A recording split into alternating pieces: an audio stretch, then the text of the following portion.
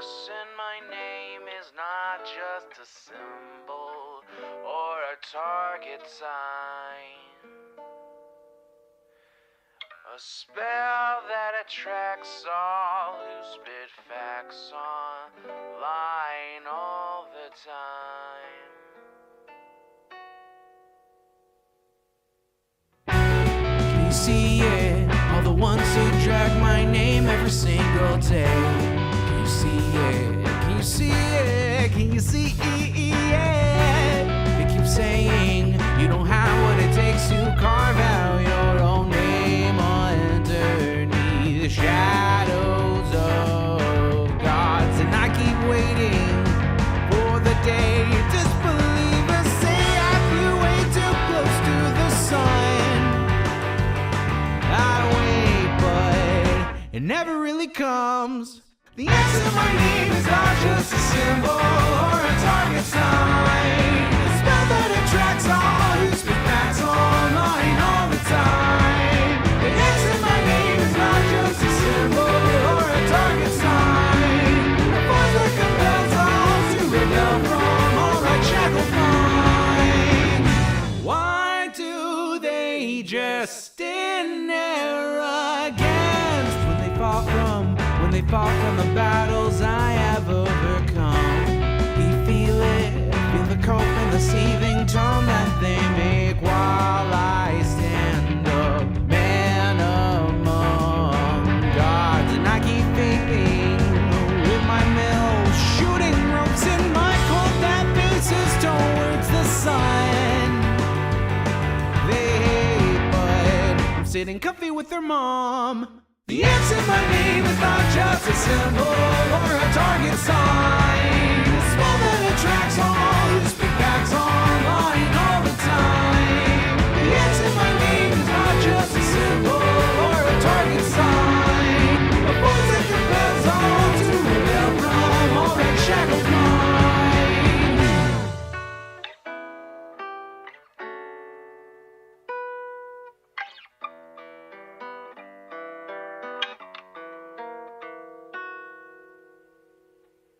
The X in my name is not just a symbol or a target sign. A spell that attracts all who speak facts online all the time. The X in my name is not just a symbol or a target sign. A force that compels all to rebel from all right shackled minds. It's you and me, your mom, it's me. I'll take another hit from my name. You'll see now, watch me not now, punch your face now. Show you how.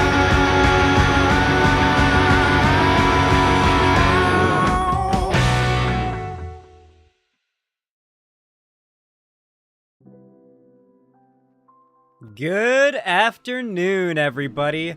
It is so good to have you all here. What is up? Howdy, howdy. My hair continues to look god-awful as it continues to grow out even more by the day, and I have yet to get a haircut. It's so good to see all of you. Hey, Heavy Gretel. Hey, Krisha CZ. Prancing Goldfish. Fembro. Rendering. Dan Share. Cherry. Good to see you as well. Lilithian. Zoomy Dog. Trans Daughter of Water. Good to see you. Wingo. Love seeing you in chat. Midnight Kitty Boy. Good to see you. Arcadia. Here as always.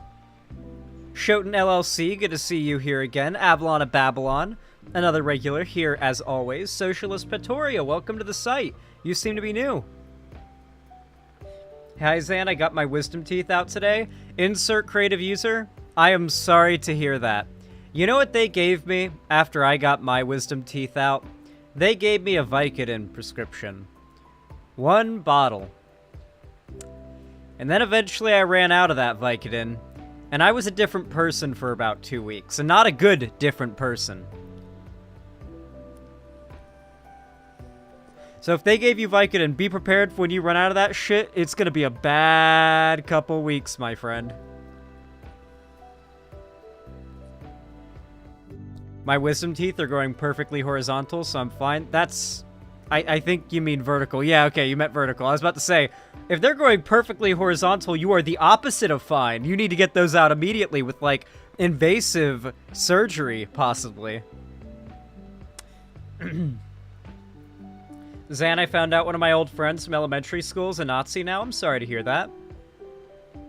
I missed last stream and watch party. Oh, I'm sorry, Trans Daughter of Water. The 2 new episodes of Fiona and Cake went really hard. Obviously, yesterday I didn't have a stream, right? So I just kind of took the day off. But today and tomorrow, I'll be streaming. But this is my first time live since I saw the 2 new episodes. I'm not going to do like a full review, but I'll tell you guys, without spoilers, they were very good. The 2 new episodes were very, very good.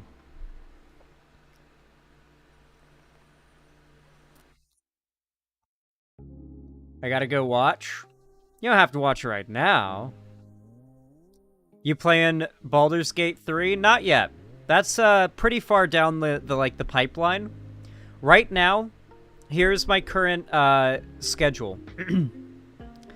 I move at the end of December. Like, at the very start of the year, I'll be moving into my new place, my permanent residence here in Seattle. I'm gonna get a nice big comfy chair, a desk that can actually fit my microphone, my keyboard, and my mouse, and my monitors, and my lights, and everything. And not have the scuffed, cobbled together setup I have going on right now, because I've moved. And actually be able to establish a long-term, serious, like, you know, streaming and content creation setup that doesn't need to be capable of very quickly, you know, packing up and going. And that is when I intend to get really hardcore back into streaming almost daily. Essentially what I plan to do once I move is obviously streams will be longer, more segments, all that good stuff. But also, the days that I would usually take off, more often than not, I plan to stream gaming. I really miss doing just dedicated gaming streams from time to time, and I feel like the days that I'm taking off now, once I've got a more comfortable setup, will be nice to just do gaming streams on for you guys to come hang out. When's the next FF14 stream? I feel like I want to stream the story, you know? I think I'm the same way in terms of pain. Oh yeah, you're responding to someone else, my bad. Fembro, thank you so much for the tier 2 sub. I really appreciate that. I appreciate the $10 a lot. It helps a whole bunch. Thank you. Said, shedding the white name. Well, thank you for genociding the whiteness off yourself. That's awesome. Thank you, thank you. Remember, guys, if you want to support the stream, it's actually really simple, and I really do appreciate it if you do it, no matter how you choose to do so. Whether you choose to hit the like button, that thumbs up button over on YouTube that forces YouTube to push my content out to new people, you hit the subscribe button, ring the bell icon, become a channel member, donate, gift a sub, whatever it may be, no matter what you do, I really do appreciate it. Just being here is a lot of support, and I appreciate it a lot. Ooh, I've got something in my eye. Oh, I have not gotten it. I think it might be an eyelash. Ooh. There we go. I got some good topics for us to cover today, by the way, guys. Some spicy ones that I think you guys are really going to enjoy. I'm getting a tower PC. Congratulations, Trans Daughter of Water.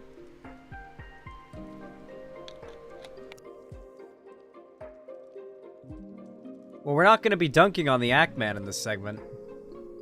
The Ackman dunked on the quartering, and the quartering's mad, but the Ackman is in the right. A rare W from the Ackman, if you will.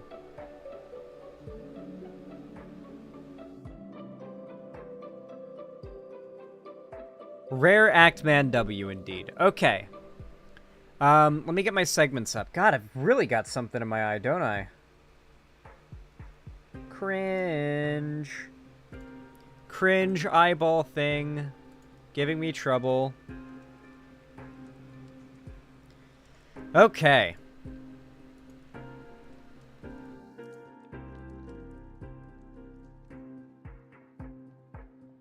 Oh wait, actually I can do it even easier this way.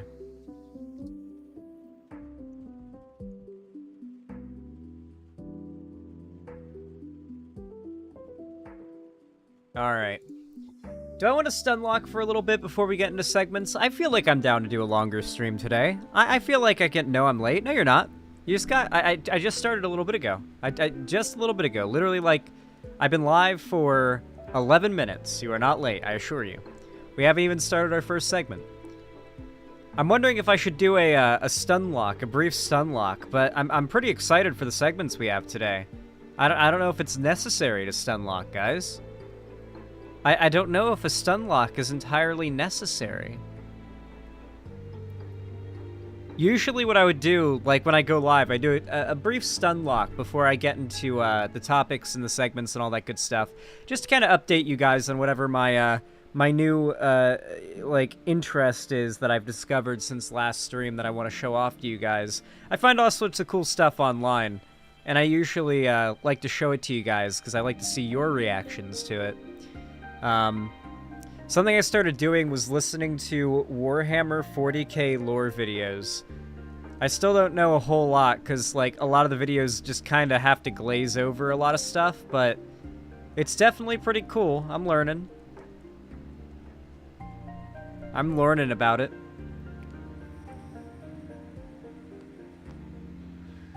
People in chat are both happy and upset, as it seems. The Ackman's game reviews are hot garbage. It's usually just him complaining with his nostalgia goggles on, never wanting games to change ever. Way overrated YouTuber. You're not wrong about any of those complaints. You're completely correct about those things, and he definitely has sort of a centrist bro bias. But, as I said before, rare W here. When was the last time I had toast? God, I've never, like, I can't remember the last time I just had no, it was probably on my way to Seattle when I went to that diner, that breakfast place, the Black Bear Diner, and I had, what I always get at diner-type restaurants like that is this exact breakfast. This is my favorite breakfast. Over easy eggs, 2 slices of white toast with butter on them that are, like, that I can use to basically dip the toast into the, like, dippy yolk of the over easy egg, a side of bacon, and then hash browns. A big old pile of hash browns.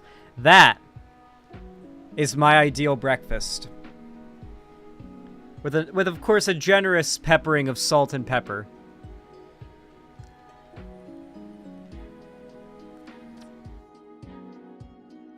A lot of companies do, though, Cherry. Like, any company that, like, mostly does its advertising through YouTuber sponsorships is, there's like a 99% chance that they're well, there's a 100% chance they're advertising with YouTubers that have horrible beliefs. There's also a good chance they're, like, not a good organization, which is why I barely ever take sponsorships. I've taken one ever, and it was for a water bottle.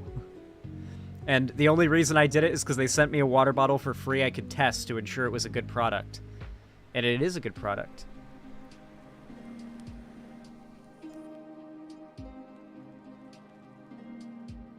Do you already know about the Ackman's transphobic side? It's like he has one foot still in the Gamergate era? Oh, no, yeah, absolutely. That's a big part of why I don't have the best opinion of him. He's not just, like, you know, maybe he's, like, generally respectful towards trans people, but doesn't get it and is a little confused by it and maybe a little grossed out and misunderstanding.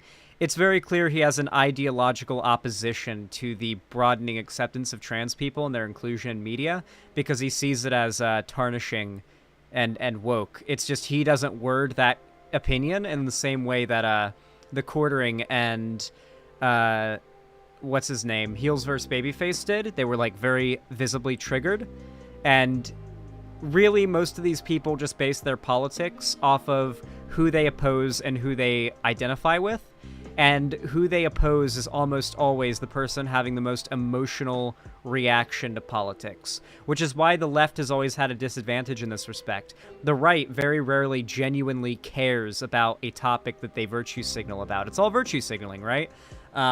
They'll say something that sounds real nice, but you know they don't actually mean it, and they're just weaponizing pretty-sounding language for a horrific end goal. But the left actually cares about these things and has a very strong emotional attachment to these topics, something the right does not on the vast majority of issues, which is why the lefties just in general tend to get more triggered and emotional in conversations and debates, and the right takes advantage of that by saying, if you're getting so emotional, you must not have a point. And of course that on its own is ridiculous. I mean, it can be a sign someone doesn't have a point, but that on its own is not sound reasoning. But people agree with it. That argument resonates with people, and all it really takes online these days is making someone cringe at another person, and they'll disregard any argument, no matter how valid the cringe one makes.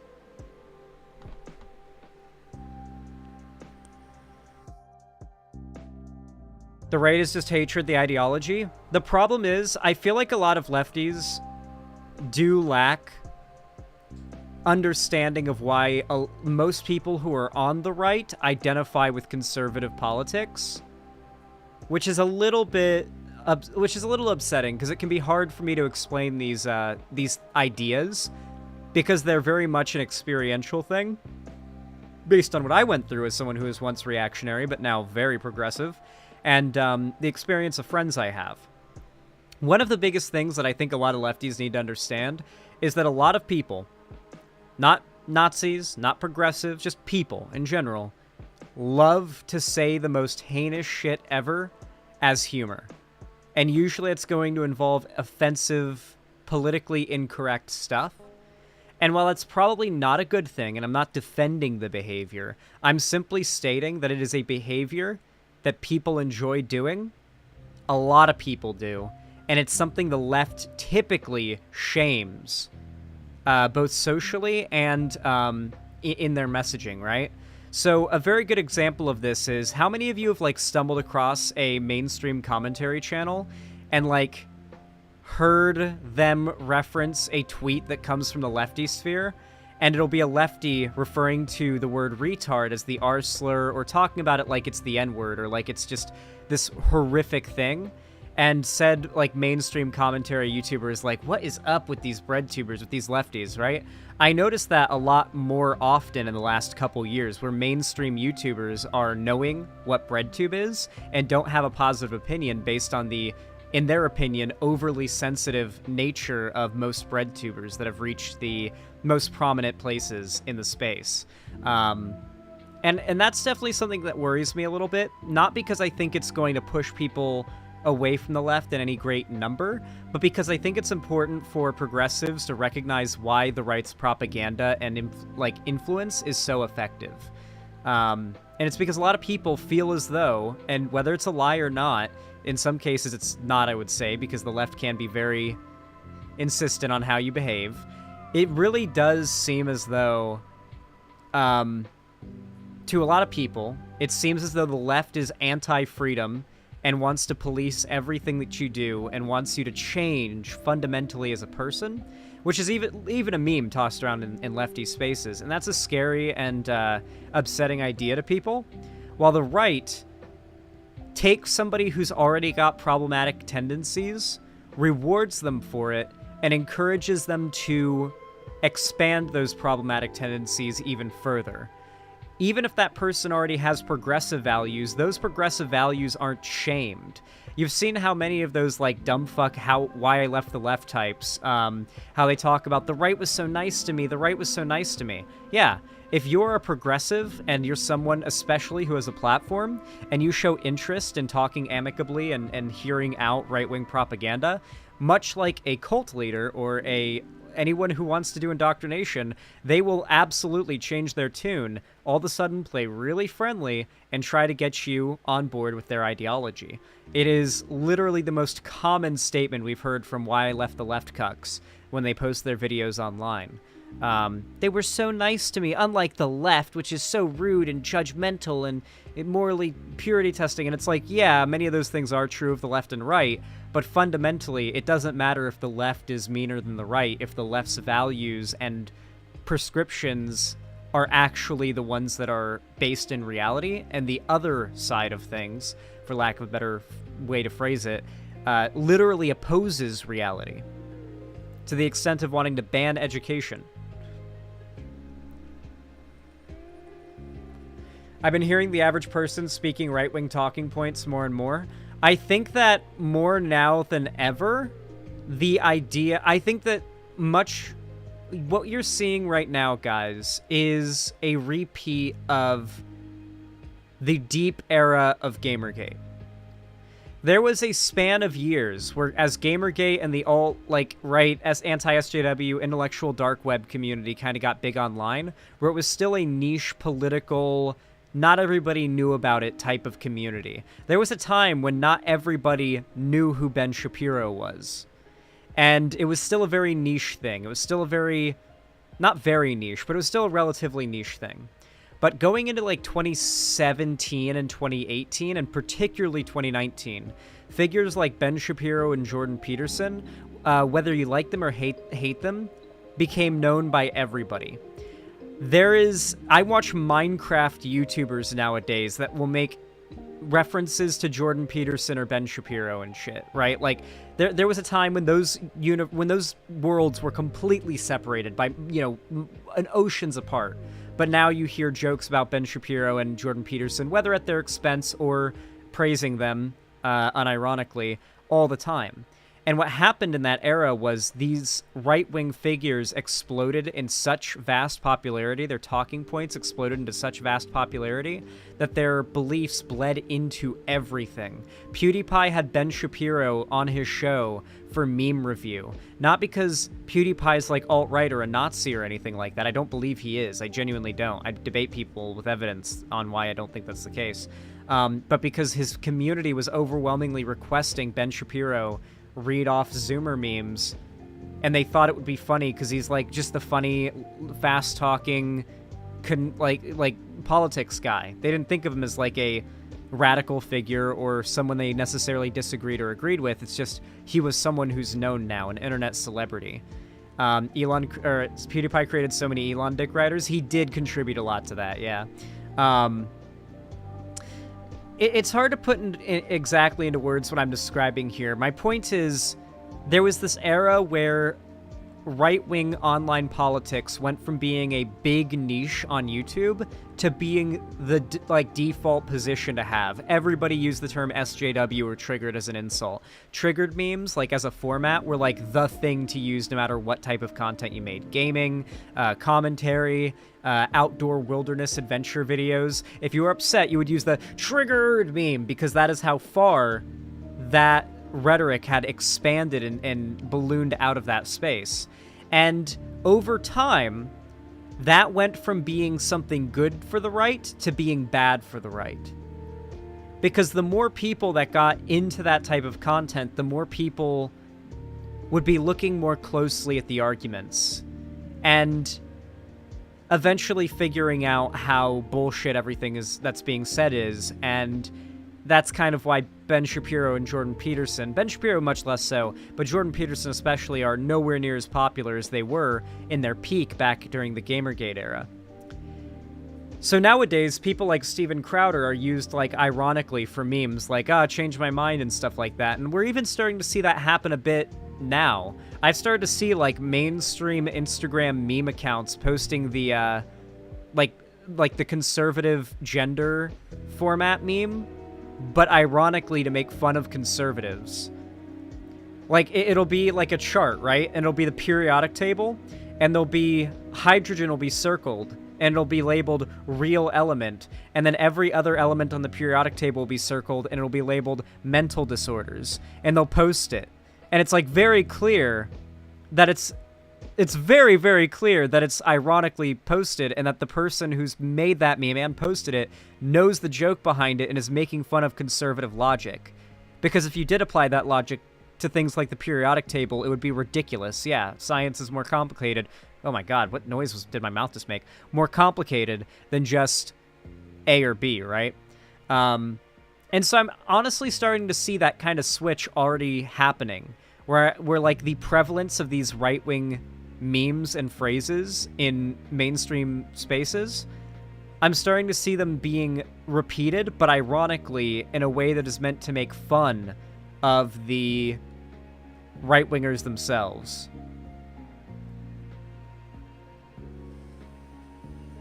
Thank you for the compliment, Ant. YouTube chatter says my beard looks nicer than usual today. I appreciate that.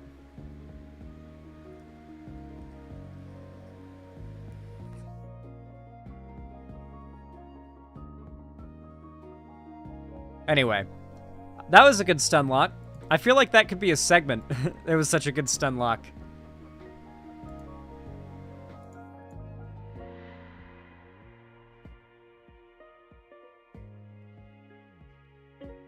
Atoms aren't real. I can't see them. That is how it works.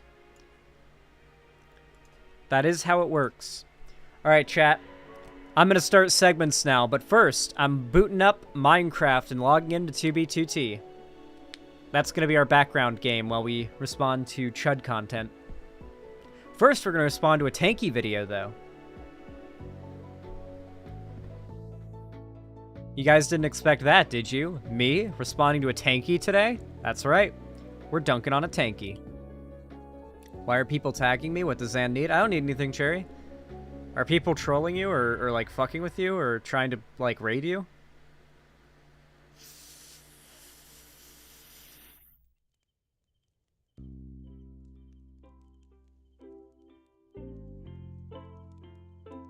That's right, Obama. The oldest anarchy server in Minecraft. You're cool, Zan? Keep dunking on the weirdo tankies? Yeah, we love doing that.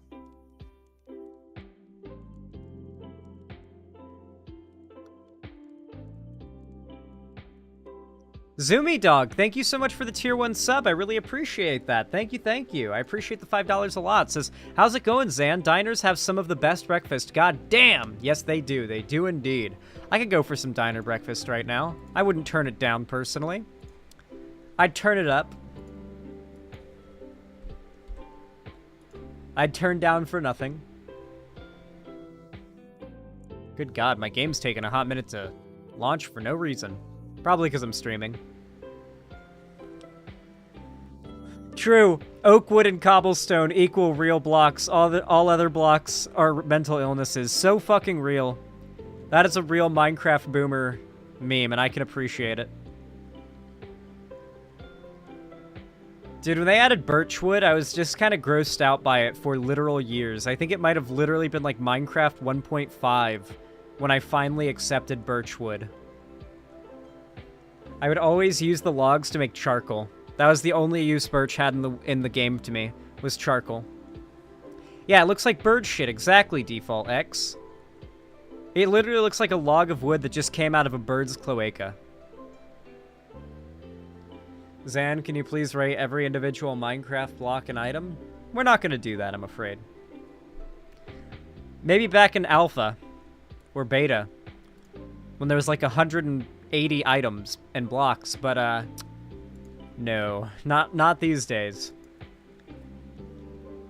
You know, there was a time when I could name every mob in Minecraft. You guys know that, right? Are you guys aware of that fact? There was a time when I was capable of, off the top of my head, without even having to go, to name every mob in Minecraft. That is how few there were back in the day. And now there's so many, I couldn't recite them if I wanted to. I couldn't remember them all if I wanted to. I forget certain mobs are in the game and only remember they exist when I encounter them these days, which basically makes it impossible for me to remember them all. What do I hate more, birch or old diorite? I hate literally all of the off-stone variants for no other reason than you can't turn them into normal stone. If they made it so you could turn diorite, andesite, and granite into normal cobblestone and craft stone tools out of them, we would be all good. But it is just the biggest pain in the ass when I, like, break a few blocks of stone to make, like, my first stone tools, and then there's just a layer of andesite there. Just like, fuck. I gotta, like, puncture different areas into this hill till I find a nice stone patch to mine out enough cobblestone for my tools and my house and my furnace. Zan, why is eco really slow? What do you mean? Like, in its play, like how it plays? I mean, it's a somewhat slow burn, as in like it's like it takes a month. Like, when you play Eco, it takes a whole month of a server's cooperation, a whole real-life month of a server cooperating together to beat the game. And if you don't beat it in a month, then you fail. So, I mean, yeah, it's a bit of a slower game, but, like, especially once you have carts, you start rapidly advancing. It's really cool. We're definitely gonna do an eco server at some point, and like really stream a lot of eco. But that's gonna be when I'm in my house here in Seattle. All right. It takes hours to load in. Oh, that might just be your first load in being slow. I'm sorry. I don't know what you can do about that, I'm afraid. Nice. Cool, cool, cool. I don't know why this video contains graphic images. It's about the Ukraine war, but I guess it'll show some war footage, but it should be fine. Alright. Are you guys fucking excited? God. Communist keeps on leaving these holes in the temple. And it is quite important to not do that because we need it to be dry in here for the Guardians not to spawn. If there's even like a pixel deep of water touching Prismarine in this area, Guardians will spawn inside the temple and they will make it hard to do anything.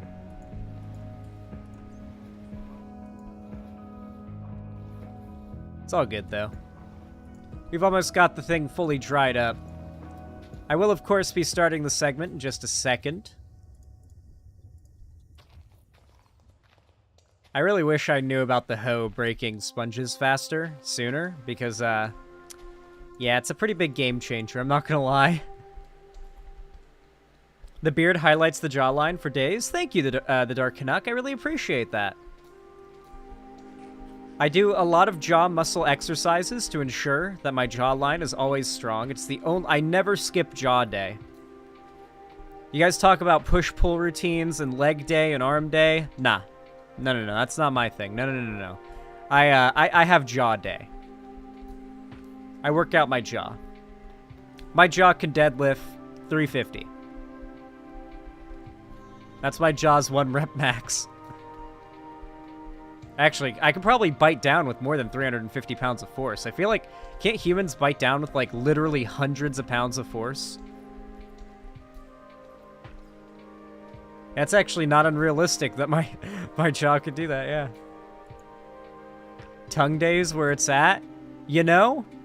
Not false. Not false. Tongue day is definitely important. You definitely have to work out your tongue for a variety of reasons. From your vocal abilities to being able to eat pussy, which is a very important skill, and you won't get through life without it. It'll save your life, that skill.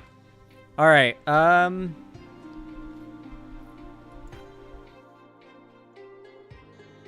yeah, okay. Nice. Now that we've cleared out the Temple of Water, now I can put down my shulkers and fill them up with Prismarine. Let's go. Let's go. Yee. Alrighty. It's time to start our first segment. You all know what to do when I say action, right? 3, 2, 1. Action. Alright, everybody. I don't feel like I need to give too much of an introduction to the concept of the war happening in Ukraine right now. For a brief summary, Russia invaded. It's not morally justified. It's not legally justified. It's, you know, it's pretty awful. There are a lot of war crimes being committed. They are trying to annex the land of Ukraine because they claim it rightfully belongs to Russia. But it does not rightfully belong to Russia because the people, as well as the government that is currently in place there, do not want Russia to have ownership over that land and for it to be part of Russia. There's obviously a lot more history that goes into it. Ukraine was once part of Russia, actually. And before that, I believe it wasn't part of Russia, but then it was again, and then it wasn't. There's been a lot of, like, conquering annexation of land going on in, like, that area of the world for, like, literally hundreds of years. Thousands, maybe. So, can't really get that much deep into the weeds. But listen.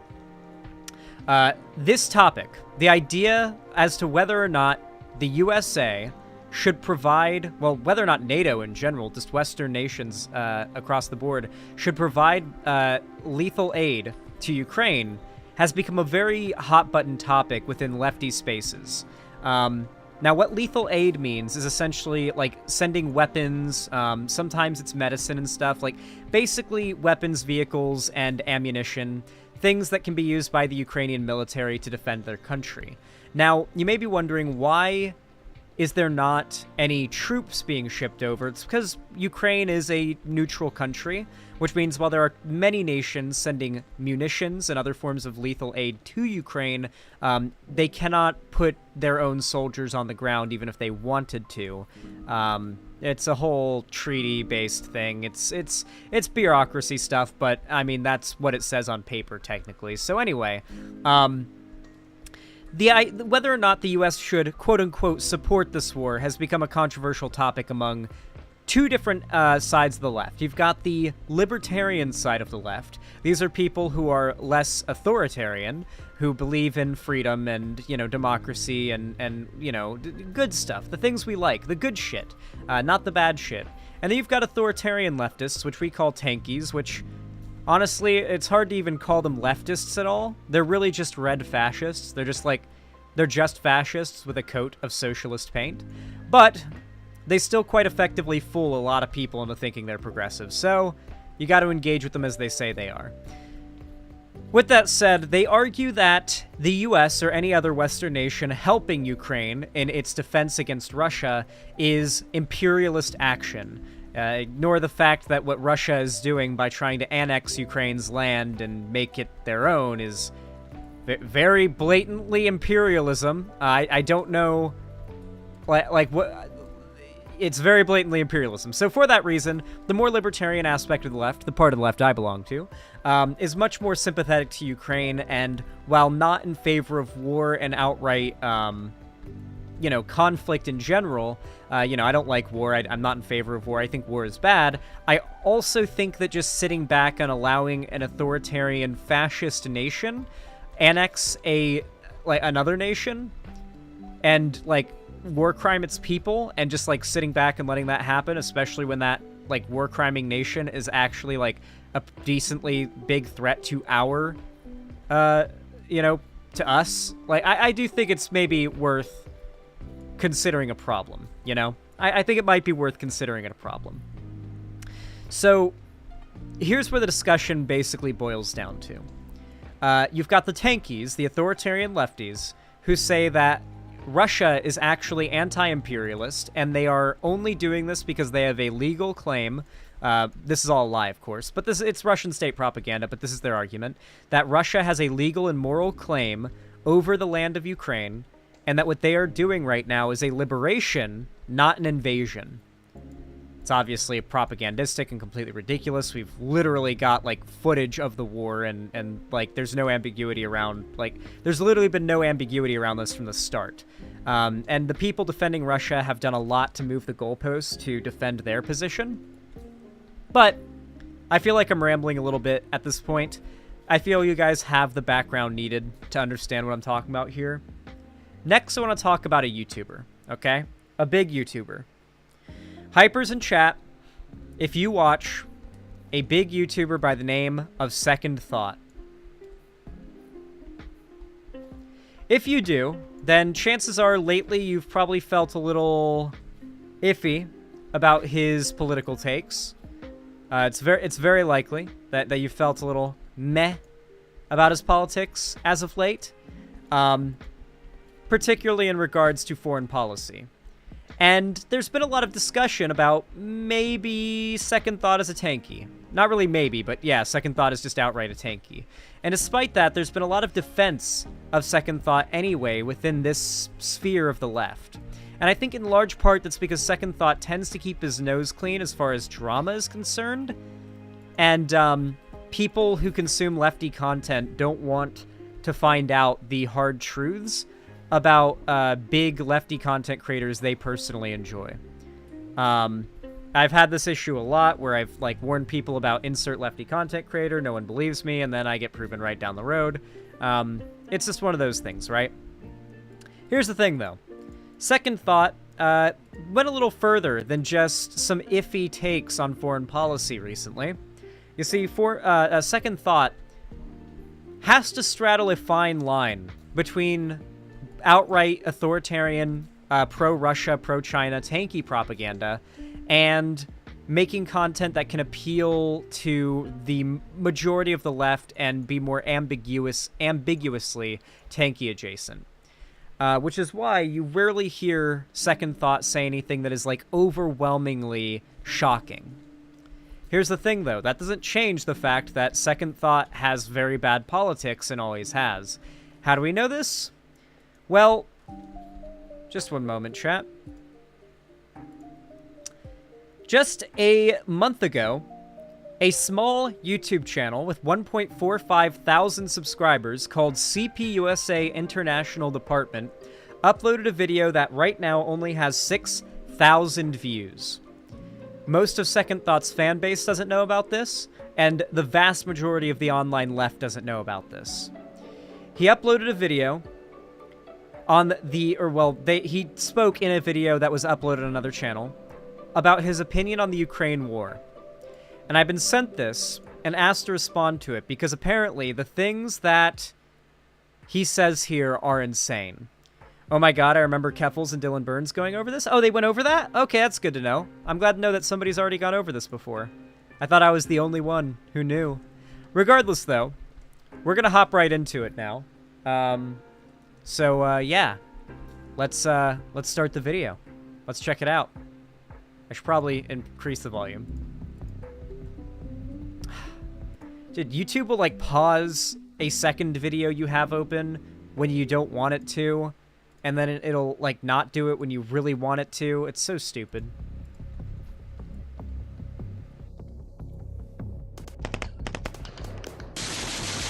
Oh, good. We're gonna need a little war footage to start with. We're gonna have very emotionally driven arguments here, I imagine, where they're basically just going to try to argue war bad. In late February of 2022, Russia officially began what it has since called its special military operation in Ukraine. While this event marked a significant escalation in violence between the two countries, it was not where the conflict began. Nearly a decade ago, the United States and European imperialist powers backed a far-right coup in Ukraine that Right off the bat, claiming the Ukrainian Revolution was a far-right coup. Right off the bat, immediately, and then calls the US and all other European powers imperialist on top of that. Just, we're straight, like, guys, I mean it. This is Second Thought going fully mask off. When I say that tankies are fundamentally bad people and capable of having good politics, and no matter how good you think of their beliefs, how positively you think of their beliefs, you've been fooled. You are currently being fooled and made a fool of. I mean it. It's not over-exaggeration. It's not hyperbole. It is a fact that will continue to be proven correct over and over and over again. And the sooner that you believe me about this, the sooner that you will be no longer disappointed by content creators you like turning out to be complete pieces of shit. It's going to get worse, though. So let's continue. Overthrew the elected government and installed a puppet regime on the border of the US's Cold War rival. At the time, this was seen as a clear provocation by the United States, and an attempt to gain a foothold to launch an eventual proxy war in the region, a reality which has been conveniently swept under the rug in recent years. But even this thinly veiled threat cannot be considered the true beginning of the conflict. We'd have to go all the way back to the illegal dissolution of the Soviet. So, for those that don't know, the Russian government has what's called Russian state media, okay? They do not have freedom of the press in Russia. What they have is state-sanctioned media. If you say something in your news publication that the state doesn't like, especially about the state or, like, Putin or something, they have the legal authority, and there's nothing anyone or anything can do about it, to just disappear you. Or just, more likely than anything, just ban you from ever being able, like, just take down your website, fine you, imprison you. There are a variety of things they will do, and it is completely legal, and they have the authority to do so because, it, you know, and it makes right? And so, there's no freedom of the press, and because of that, something that the Russian government takes advantage of is the fact that there is still a business in spreading the news, in talking about foreign affairs and what's going on right now, domestically as well. So what the government has done is create guidelines and talking points that they demand that large media institutions need to follow if they want to have the support of the Russian government. This is where things like Russia Today, etc., come from. Your average like Russian state media, propaganda channels and publications. And so what you're going to be hearing here are all going to be Russian state media propaganda points that have all been developed by literal government officials working for the Russian government, whose job it is specifically to come up with talking points that are meant to convince people both in Russia and in the West that everything Russia does is good, everything Putin does is good, and the U.S. is evil and imperialist and bad, and only Putin and Russia and the oligarchy that serve under him are able to know what's best for the country and the world. Soviet Union to really understand the root of the problem. The undermining and eventual destruction of the original socialist project. The brutal and sadistic economic shock therapy that followed. What socialism? And the fragmenting of what had once been a strong... Sorry, what socialism was going on in the USSR? Excuse me? I'm just curious, were the workers owning the means of production? Like, overwhelmingly? Because I know that when the USSR was at its most historically famous prior to the Cold War, they were going through an industrial revolution of sorts, more of a forced industrial revolution. The rapid industrialization, I think, was the term for it. I think that's what Stalin called it. And there was a lot of factory workers. A lot of farmers were forced to become factory workers in Russia and in Ukraine, what is now Ukraine, but back then it was, you know what I mean. And that caused a massive famine, of course, but did those workers working in those factories own the means of production? Were they democratically, deciding, their work hours and their managers, and did they have significant amounts of power to unionize if they felt their working conditions and hours weren't good? Did they have the ability to leverage their value as a worker to improve their station? Because as far as I've heard, and I've really looked into it, that was not really a thing going on in the USSR. It was really just socialist in name only. It is also funny how often these theory snobs use communism and socialism interchangeably, when I'm pretty certain, well, Marx did use it interchangeably, so I guess that makes sense. If they're going off of Marx hardcore, which they're not, they're going off of Lenin's writing, or not Lenin's. They're going off of Lenin's writing. But they love to dick ride Marx anyway, so it would make sense that they would word it that way. That they would use socialism and communism interchangeably like Marx did. And united people. The moment the Second World War ended, the United States began preparing for conflict with this burgeoning new economic power. The Soviet Union was rightly seen as a shining alternative to capitalism, and was a ray of hope for millions of average people around the world. And so the United States began its long process. Yeah, tankies are MLs. For those that don't know, tankies are MLs. Marxism-Leninism, which is what ML stands for, is not real. In the same way that a non-fascist, a non-authoritarian fascist isn't real, right? It's a made-up thing, right? It basically what happened was Lenin built off of Marx's writings with his own opinions, and then Stalin modified that for his own propaganda. So it's not even Leninist, and it's not even Marxist, it's Stalinist. Marxism-Leninism was developed by Stalin as a way of popularizing and justifying through worker rights logic his rule and the conduct of the Soviet Union. Of trying to kill this hope, drafting war plans, and even considering a preemptive nuclear strike. This is the context in which we must analyze the Russia-Ukraine conflict.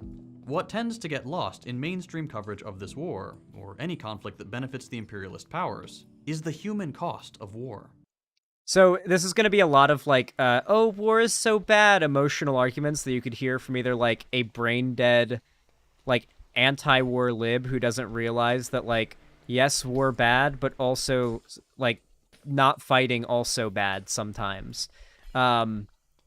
Yeah, we're going to get mostly like emotionally driven arguments here that are going to be like, look how horrible the results of this war have been. And it's like, who's invading who here again?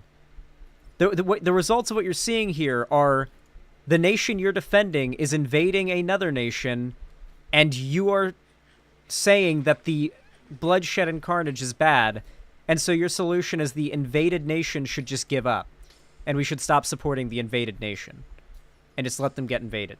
It's very clear that this is not like a genuine concern for the people who are getting war crimed by the Russians, because if that's what he was concerned about, he wouldn't be making excuses for the Russians. And of course, he's already like let slip to like everybody who knows what he's trying to do, what his game is, when he said backed a far-right coup in Ukraine in reference to the Ukrainian Revolution. He's already trying to spout the Ukrainians are far right, and those that are pro-Ukraine are far right talking point.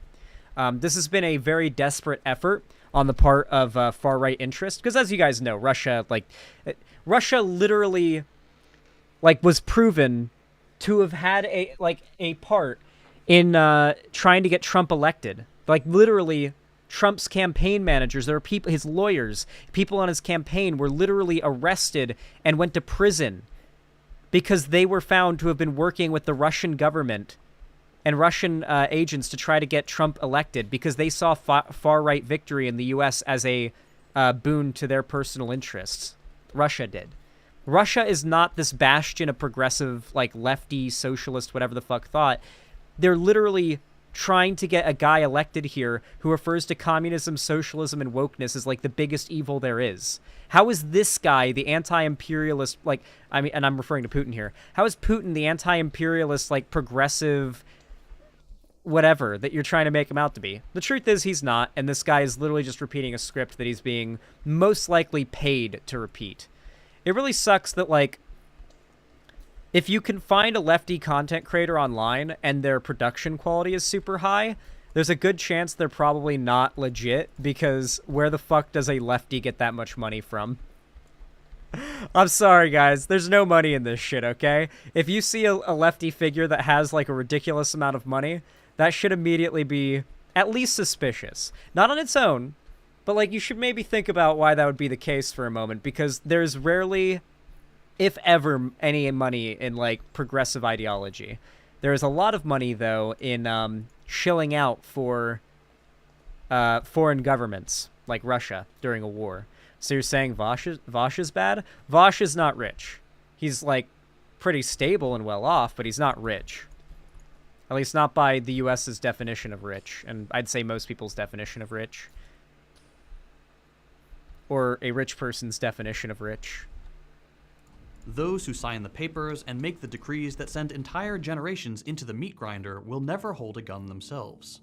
They'll never lose a child to geopolitical jockeying. Their lifestyle won't be affected. They won't lose their homes to shelling. So this is where he's just going to do the generalized, like, war bad. There's literally no substance to anything he's saying here. The shelling is being done by the Russians to Ukraine. Everything that he says here is in an effort to finalize with the argument, so Ukraine should sit back and allow Russia to take their land, and they should have to become Russian citizens. They should have to become citizens of the nation that shelled them, bombed their families, raped their children, and killed and destroyed their homes. That's what he's suggesting. That is the core to the point that he's trying to, the emotional argument he's making. Their pantries will remain stocked, and their water will always be clean. But that is just not like Stalin's the during the reality for Holodomor, people being sent to fight, and the loved ones they're desperately trying to protect from pointless escalation and random acts of cruelty inspired by the hate and bitterness of war. As with any active conflict, exact numbers are closely guarded by the combatants. But there's no hiding all the footage that makes its way to Telegram, Twitter, and other more democratized online news sources. So to like get out of the way of this guy's like hyper dramatization, like I'll tell you how fucked up the war is. Like I literally was on Reddit today, and I follow the r/combat footage subreddit, so that's like literally nothing but Ukraine war footage now, because what's going on right now. And I saw a picture today of a Russian soldier who'd gotten shot in the head. Definitely by a high-power rifle round, if I were to guess. Just based on the guy's fucking head. It literally deflated his head like a balloon. It was like, I had to look at it for a second, like, hold on, enhance? Enhance. I had to, like, enhance the footage of this guy's, like, this Russian guy's exploded head, because I was convinced that wasn't real. It looked like a rubbery doll mask that had, like, I forget how, like, weirdly rubbery human skulls are when they get, like, crushed. Not that I would know prior to that video or anything, but, you know. It's one of those things, you know? Conservatively, tens of thousands of people have been killed since last year, including civilians, as well as mercenaries flying in from Western countries to hunt their fellow human beings for sport. We've seen horrific footage of homes destroyed. Oh, you know what he just referred to? Human beings, or people flying across the world to go to Ukraine to hunt fellow human beings for sport. Do you know what he's referring to there? Shorzan? I will literally post the image link in chat if you guys want to see the video of the Russian soldier's deflated fucking head from getting shot. Anyway, though, what he's arguing about, what he's referring to right now are volunteer fighters. So while no government can actually send soldiers or any like private military or anything like that to Ukraine to fight, individual citizens have the right to go to Ukraine and volunteer to fight. That is a thing that like individual nations, for the most part, cannot say you're not allowed to do, and that's not a thing that those individual nations have any part in. So what he's referring to right now are volunteer fighters, and calling them he's calling volunteer fighters like people who are going to another country to fight hunt their fellow human beings for sport. So he's demonizing the volunteer fighters that are helping the Ukrainians right now. I fucking hate these people. Yeah, people like Second Thought are genuinely evil. Like, you gotta understand that, like, quippy, nice, high-quality, and high-production value videos with, like, a smooth voice does not equal valid opinions or even a good person being the person on the other side of the mic. Sometimes you're just dealing with someone who's an evil piece of shit. And Second Thought is one of those people. I mean, he literally had to look over all of this, like, brutal war footage in order to make this video, and yet, like, his argument is that Ukraine is in the wrong. Like, think about that for a moment. He had to find all of this brutal, like, bloody war footage to show for the video, for his, like, sad section of the video here about how bad war is. And yet he still, after seeing all of that, came out of it with the conclusion of Russia is in the right, Ukraine is in the wrong. That is the level of evil that we are dealing with here. The only thing he gives a fuck about in regards to these deaths is how he can use it to make Russia look good somehow and Ukraine look bad somehow. Bodies burned beyond recognition. Look how evil Ukraine is for continuing to stand up for itself. And what looks like evidence of chemical weapons. War is a dirty, bloody business, and it only benefits the ruling class of the involved nations. Yeah, the like conscripts Putin. Shipped off to fight in some leveled city have no chance of elevated status. Their lives won't be improved by butchering. So here's the big issue with what he's describing here as well. This is a very false equivalence. Something that American tankies take very strong advantage of is the fact that a lot of Americans' understanding of American foreign policy decisions are just oil. And when it comes to oil, there's basically a IQ bell curve with this issue, okay? So on the left side of the IQ bell curve, you've got the lower IQ people. And those are the people who make up the vast majority of the idiots that talk about politics. Who are just like, oh, it's all about oil. It's all about oil. America just cares about oil. And then you've got, like, the middle ground, which are, you know, people that know oil's a big deal, and that's what it's all about. Or it's not what it's all about, but it's a pretty serious issue. And then you've got the people on the other end of the bell curve who are the highest IQ, but the least amount of the population, and they understand it is actually all about oil. Usually with a lot of American conflict, it comes down to oil and fossil fuels. However, This is one of the very few cases where that's not the situation. And what Second Thought and many tankies are trying to do is take advantage of America's generally anti-America being at conflict with anyone because it's usually for just oil or whatever tendencies, and suggesting something along those lines must be why America is supporting Ukraine in this war. That there's some selfish ulterior motive. And yeah, there probably is a selfish ulterior motive. I would argue that not wanting Russia to be literally touching NATO countries is probably a good example of that. However, that doesn't matter. It really doesn't matter. Like, this war is not one that's being fought for the same reasons as most have been on America's for America in the past, right? This isn't like an attempt to try to like quell a rebellion in a nation that's having like a communist uprising or something like that. This is a fascistic country that we are at odds with right now, invading a country that has every right to exist, and we have reason to actually do the right thing here for once. And for once the stars are aligning and making it so American, not even imperialism, just America's wealth and resources in regards to like weaponry are actually a benefit to innocent people rather than like the end of the world for them. You know, it's like the one time America's fucking massive arsenal and military budget can be put to like a good thing, and these people get upset about it and try to twist it into a bad thing. Their fellow workers. They will be lucky to return home at all, and most of them with scars both physical and mental that will haunt them. So, he gave the game away with his wording. Notice how he said return home? The Ukrainian soldiers are defending their home. They are home. They are in their home and they are defending it. He's referring to the Russian soldiers who are going to be scarred and they're going to return home. And he's literally trying to drum up sympathy for the Russian soldiers in his video defending the invasion of Ukraine.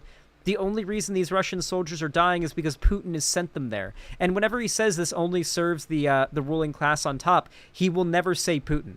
He will never say Putin or his oligarchs are the only ones benefiting here. He'll only ever shit on Zelensky. And if he does criticize Putin or his oligarchy in any way, it'll be either to the same degree or more likely much less so than he does Zelensky and the Ukrainian government. For the rest of their lives. Meanwhile, those at the top talk of democracy, freedom, national determination, and invoke some mythologized past to fool the peasants into thinking they're dying for a noble cause. Notice how vague he's being. There must be a peaceful resolution to this conflict. We have seen in recent months that the United States remains the primary obstacle Ukraine's to peace surrendering in the region. As China attempts to broker a peaceful... What he means by the U.S. remaining a primary obstacle to peace, he means the U.S. is continuing to provide Ukraine what they need to not lose. What Second Thought is suggesting here by a peaceful resolution is Ukraine just losing and having to surrender. That's the solution he is suggesting here. Implying defending yourself from invasion isn't a noble cause. He's not implying it. He's outright stating it now. Yeah, tankies are literally just red fascists. This is state propaganda. He was paid to make this video. Like, guys, I don't know if you know this, but like 1,000,000%, he was paid to make this video. Most likely by a news agency beholden to the Russian government or by Russian government like representatives themselves. More likely a news organization that's like Russian state media that's like funding this video through him.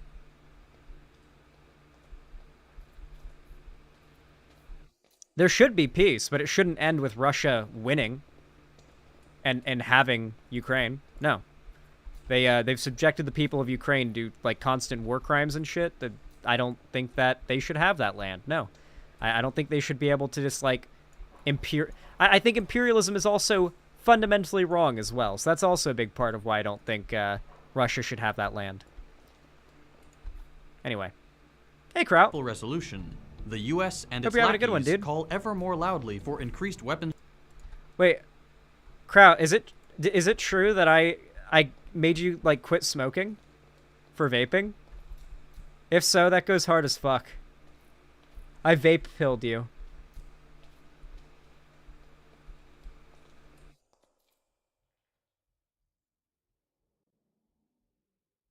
That'd be epic. Smoking is bad. I actually got my mom to quit smoking the same way.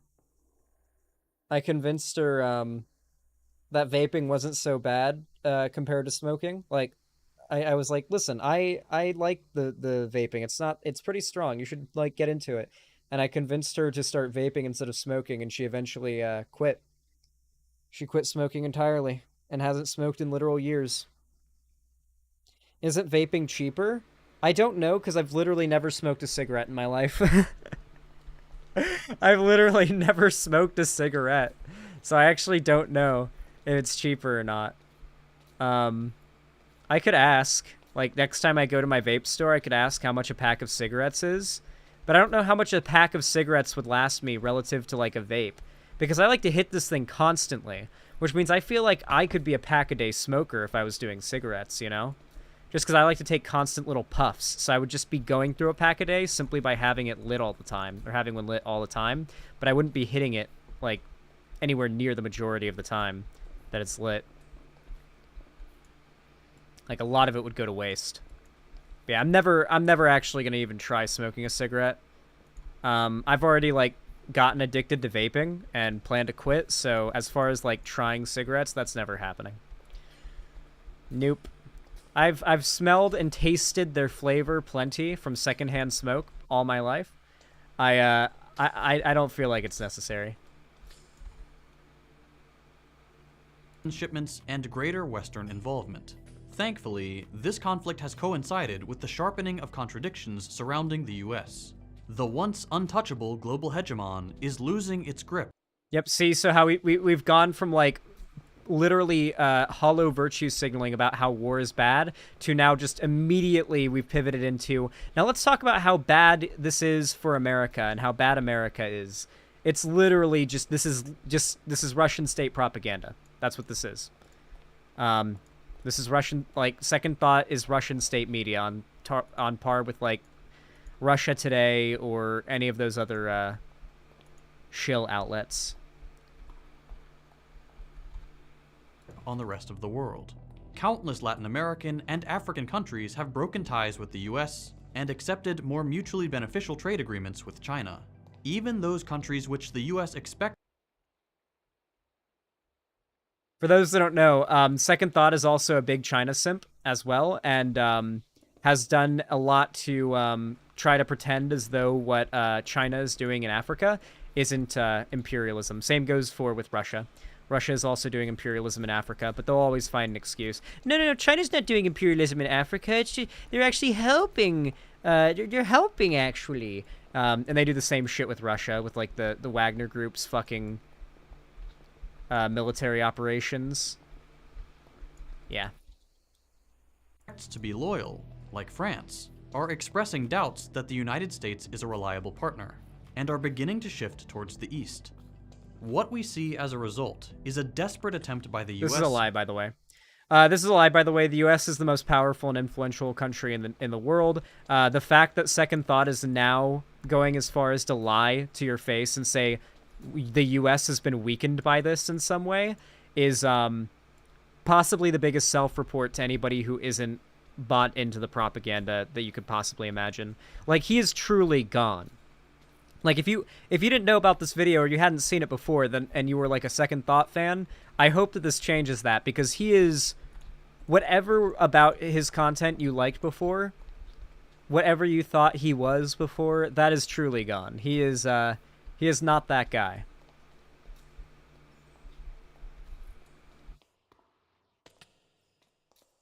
I hope Brazil can leave BRICS. All I know about BRICS is that one image of the hot, like, ladies that are supposed to be countries personified. And they got the big titties. It's a pretty good image. I like that one. I'm pretty glad that exists. And its staunchest allies to weaken its economic adversaries by encouraging proxy wars in Eastern Europe and Asia. So far, China has not taken the bait, and instead has stepped into its role as a key negotiator, recently securing peace between Iran and Saudi Arabia, contributing greatly to ending the war in Yemen, and now, with any luck, helping to peacefully resolve the Russia-Ukraine conflict. It has become... So yeah, just blatant Russian state propaganda. None of this stuff is true, and like if you fact check literally any of his claims, it is literally in blatant contrast to the actual official truth of these of the situation, the war, and everything. Like, the U.S. has not been made to look weak because of the war in Ukraine. There's like literally no justification for that statement whatsoever. This is the most transparent state propaganda I've ever seen. He should genuinely be ashamed of himself, but he won't be. He is a grifter. This is the conduct of a grifter, and I am very sorry to the Second Thought fans in chat who are having to learn the hard way, you know?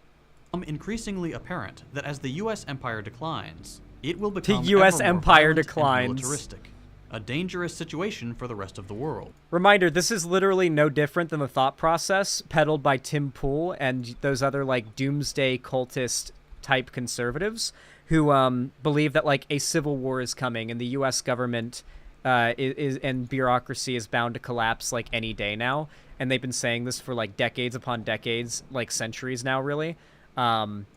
It's literally nothing. This is just, like, the Russian state media has told him, say stuff as an American that makes it sound like America is on the decline. That'll make us look really good, and then gave him a big paycheck to do it. As the United States remains the only country on Earth to have used nuclear weapons on human beings. And they did it not once, but twice.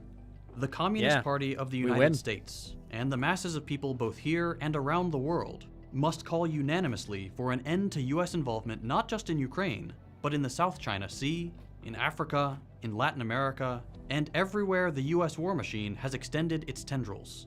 We must... So yeah, basically what the goal of this is to appeal to your average progressive or liberal's sense of disliking American imperialism. And of course, America is overwhelmingly imperialist, and the vast majority of conflicts it gets involved in, it has no business in doing so.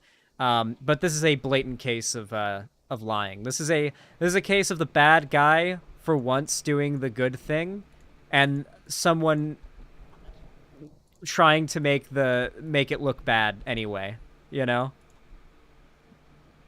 Unequivocally say no to U.S. involvement and no to imperialist war, always. Enough blood has been spilled desperately trying to maintain an economic order that does not serve the people. What economic... So, in what way is this a war to preserve capitalism? He's unironically gotten to the point where he's now arguing that the U.S. is fighting against Russia, or not fighting against Russia, is giving lethal aid to Ukraine to help them protect themselves against Russia, to defend themselves against communism, to defend capitalism. It literally makes no sense. For a guy whose name is Second Thought, he did not think twice before saying that. This guy is, like, genuinely evil. I never thought I would say this, but, like, he is genuinely evil.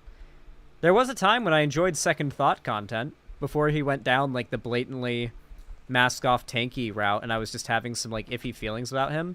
I did enjoy his content, but, I genuinely think less of him as a person, because of this video. I think he's, like, legitimately bad person. This video has a lot of dislikes, too. It only has 6,000 views, though. The reason why this was uploaded so covertly is because Second Thought knows damn well how blatant and mask-off he's going here. He doesn't even dare to upload his opinions being this open on his main channel, because he still relies on the mainstream, like, online left, thinking he's a, like, very soft boy, submissive, video essayist, you know, bread tube bro. Cornbread tube bro or whatever. So this is just it's manipulation of, like, the general tendencies and beliefs of your average American progressive. Capitalism and imperialism remain the greatest evils of our time. And if we are to secure a better future for all of us, it must be dismantled. Must secure a future and we can for start by demanding a peaceful resolution to the conflict in Ukraine. The funny thing as well is that you can tell by the wording of that secure a future thing that came from, like, state media. Because that's straight up, like, the kind of shit they say in Russian state media for, like, the nationalistic, like, pride shit. Reminder, by the way, Russia, it is illegal to be gay or trans in Russia, I believe. So, like, that is the regime that, Second Thought and other tankies are defending. They will call you homophobic, racist, transphobic, all these things if you're not a tanky too. They'll use massive amounts of idpol against you because you don't agree with a regime that literally discriminates against those groups of people. That is the level of deranged that these people will operate on. There is no reality. There is no facts. There is no truth that they care about. They are literally just trying to make their favorite government look good. That's really just the long and short of it. Hopefully this opened your eyes to how much of a piece of shit Second Thought is. And not just Second Thought, but all MLs and tankies across the board. They're just not good people. Really, they're just not. What do you guys think of that segment? I feel like it came out pretty good.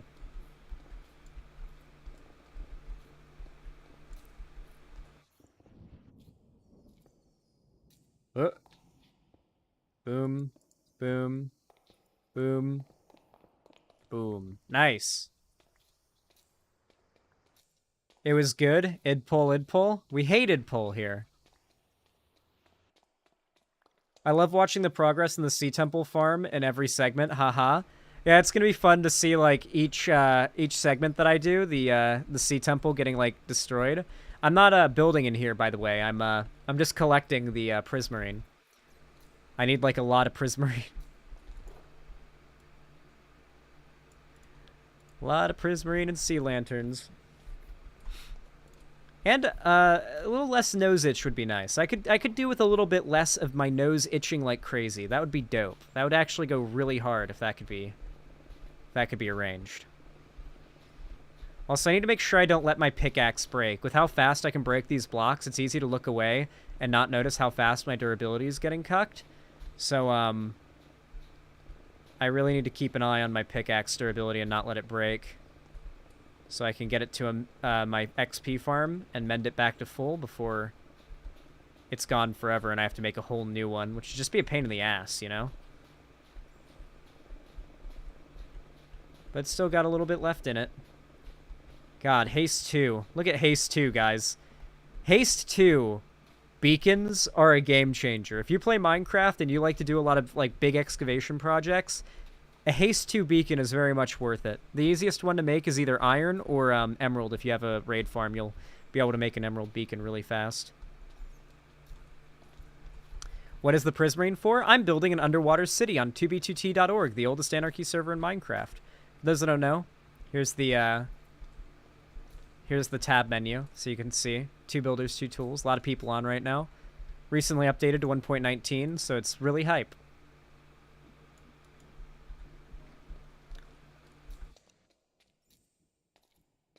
We need a haste pot. Oh yeah, if I had haste on as well, could you imagine how fast this would be? Maybe I could make haste potions. Could I test that? Maybe I should test that. Let's test it. Let's test that. How do you make a haste potion?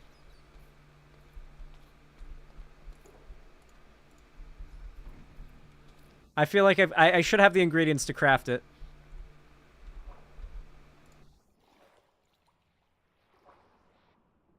Sugar.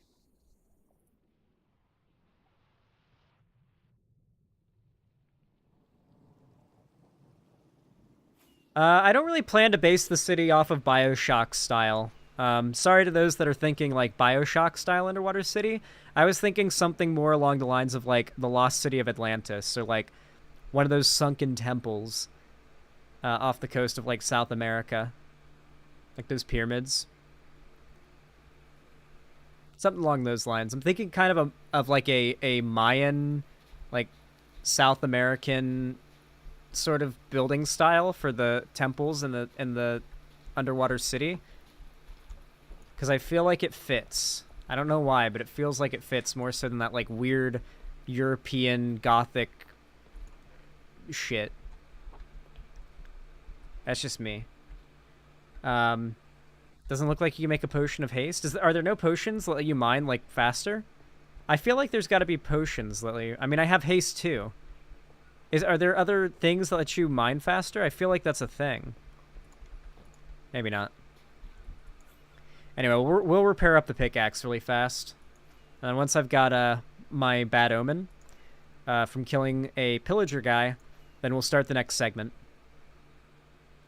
We're just vibing out for a minute. Also, 460-something people here right now. Welcome, everybody. I hope you're enjoying your time here. Consider dropping a like if you're enjoying the content and you want to support me. It's completely free, and it really does a lot to help out and support my channel. Like, you know, this is my job, and it's just as simple as hitting that thumbs up to really help me out. So I appreciate all of you who do that. And of course, if you want to support me directly, you can always donate, subscribe, gift a sub, become a channel member, Patreon, all that good stuff. There's all sorts of links in the description for how you can support me. But even just being here and hanging out and lurking in chat is enough.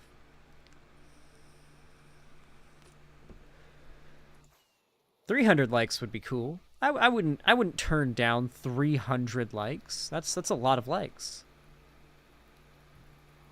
Where's the banner boy? Where's banner boy?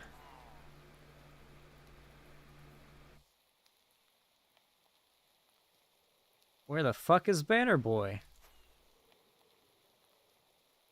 Am I gonna have to kill some of these guys for Banner Boys to spawn? Yeah. Shoot me up. I know how it is. Can't kill these guys faster than they can get at least one shot off on me. Oh, I feel like that should have been a dope crit. Cringe. Cringe. Cringe. Go to bed. Go to bed. Nope. Die. Go to jail. Nope. I'm axing you all questions. Wait, I can just make them shoot each other. I forgot,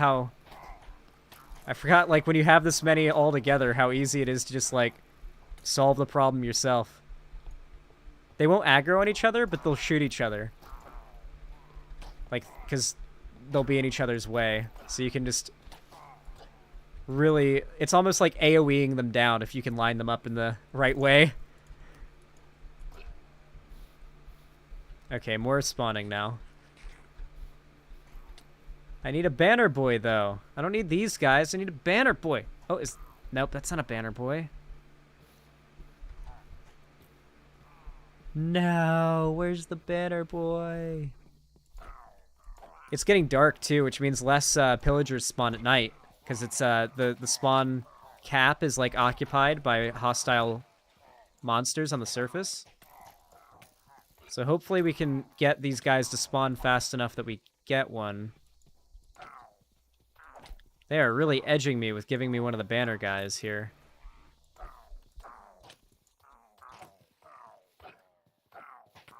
Minecraft, you're edging me! I'm getting edged by Minecraft! Ah! How many of these guys do I have to kill? Yeah, so see, I killed all of them now. And they'll spawn, but they're going to spawn a lot slower now because hostile mobs are out, occupying a lot of the spawns. But actually, they're still spawning at a pretty decent rate. So eventually, one of these guys is going to be a banner guy. I killed so many at this point that I'm just going to wait for a bunch to spawn, and hopefully one will be a banner boy. I'm just going to go underwater. This'll do it. Yeah, that works. Except for you, Drowned. You need to go. You are not welcome here. I didn't invite you. We're not friends. Nice. Okay. So what I should be able to do, press G to go into free cam, because I'm on 2B and I can hack. And now we can just watch from here. And wait and see if they spawn. Hello, Zan. I was wondering how you would personally solve the Israel-Palestine conflict. I wouldn't solve it. I'd keep it going. I think it's interesting. No. I don't know. I don't know how one would solve it. I'm not an expert. I'm not God. I'm pretty sure literally God would have to solve that problem, right? Nia Lakos, thank you for the $5 donation. I really appreciate it. Thank you, thank you. Said, I study Eastern European history. My dad defends Russia, and when I tell him stuff that's anti-Russia, he looks at me and goes, that's just leftist propaganda. Propaganda. And God, I never want to just die inside. Yeah. Yeah, never underestimate your own parents' ability to disregard everything that you've, like, dedicated your life to if it means that they get to feel better about themselves. Thank you for the $5, though. Straw Hat Monty, thank you for the tier 1 sub. Says, thought I'd throw some money your way.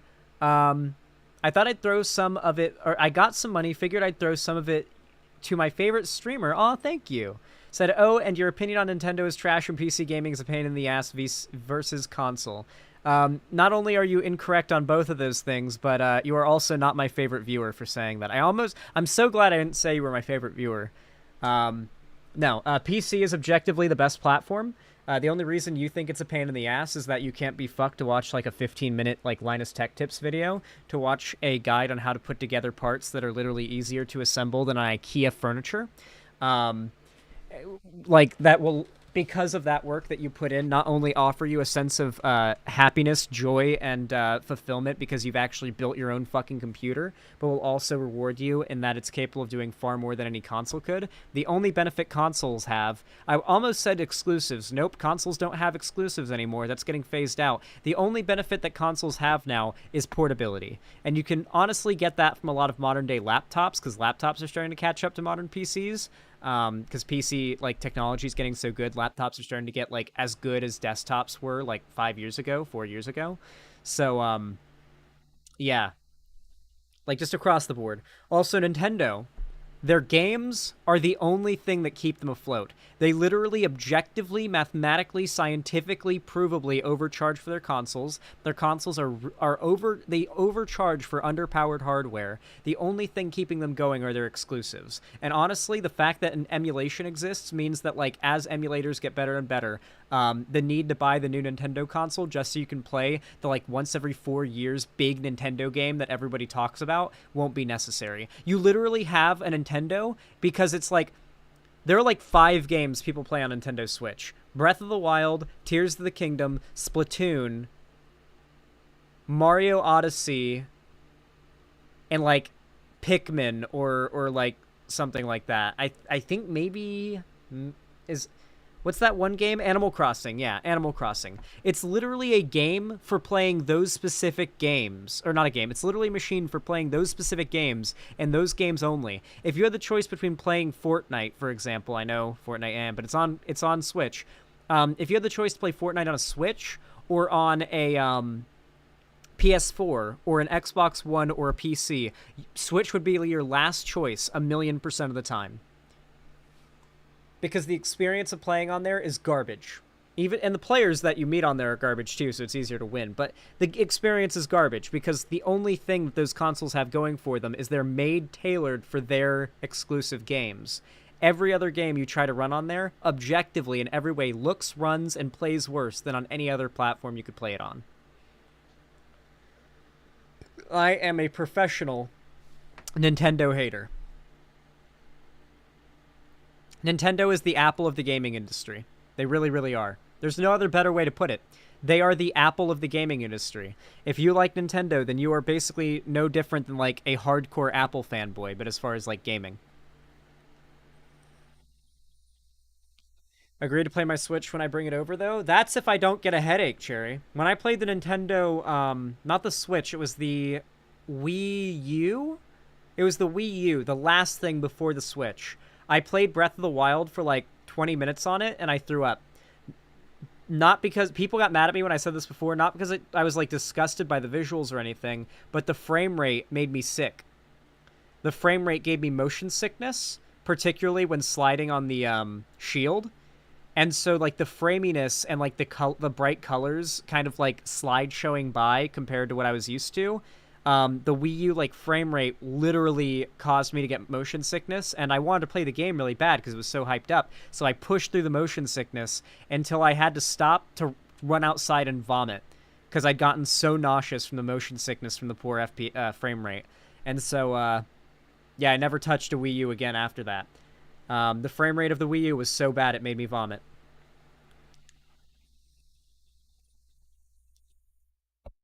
Yeah, it's a real skill issue for Nintendo to make a good system roundabout. It's crazy. They just can't do it. Anyway, Rob36, thank you for the $5. I appreciate it. Thank you, thank you. Said, I don't have anything interesting to say, but here's 5 quid. Well, thank you. I appreciate it. What is a quid? Are you British? Is that like pounds or is that euros? I'm pretty sure it's pounds, right? I hear British people say quid all the time. Is that like bucks? Why do they call it quid? They're pounds, right? Quid is pounds? Why do you call it quid?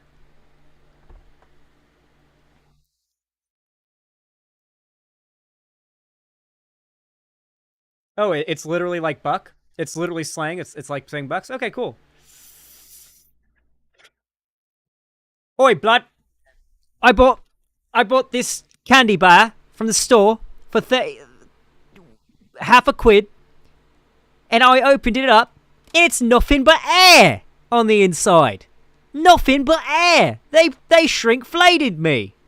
I don't know. I'm trying to poke fun at British people. All my funny jokes are at the expense of foreigners like British people. As long as they're white, then it's funny. Although there are non-white British people, of course, but the classic stereotypical we make fun of them British people are the ones that are so pasty that if you looked at them, you'd go blind. Thank God there's no sun in the UK. Their skin would literally make you, like, unable to see if the sun would reflect off of it. Granted, if they had sun there, maybe they wouldn't be so pale, but you know what I mean. That is true. The Queen died, rip bozo. That's a pretty big L that England took on that one. Not gonna lie. All right, real quick. Let me get the next segment open, okay? Let me get the next segment prepperinoed.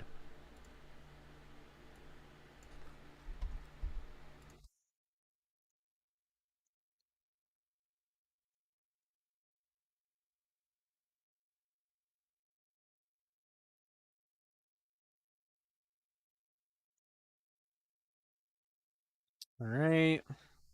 Let me land my elytra outside the house really fast.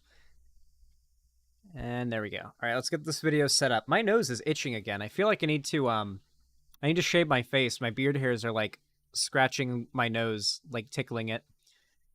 Okay. So chat. Let me first figure out what video I think would be best for us to watch.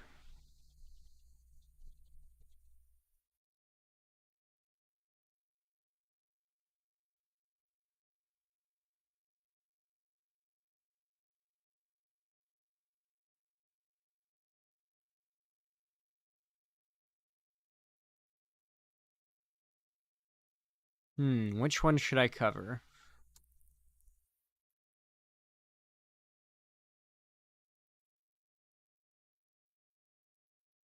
This one looks good.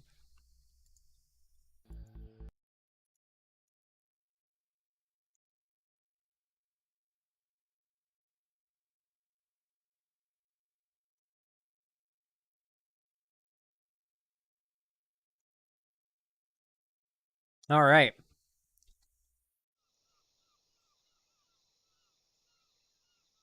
Checking. Okay, cool. Y'all know what to do when I say action, right?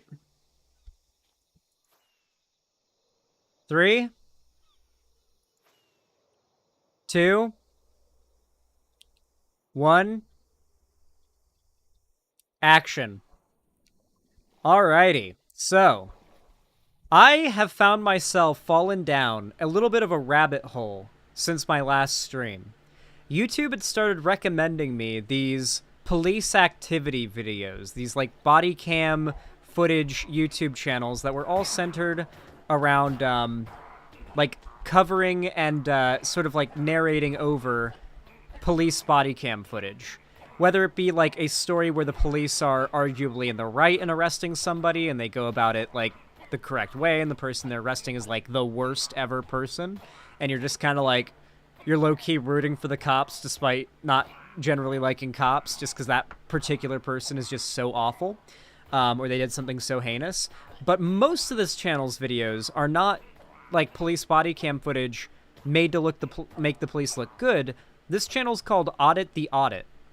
And most of its videos are about stories in which the cops are not the good guys. This is not a propaganda channel. This is a channel whose most of its content is centered around talking about stories that cops would generally rather you not talk about.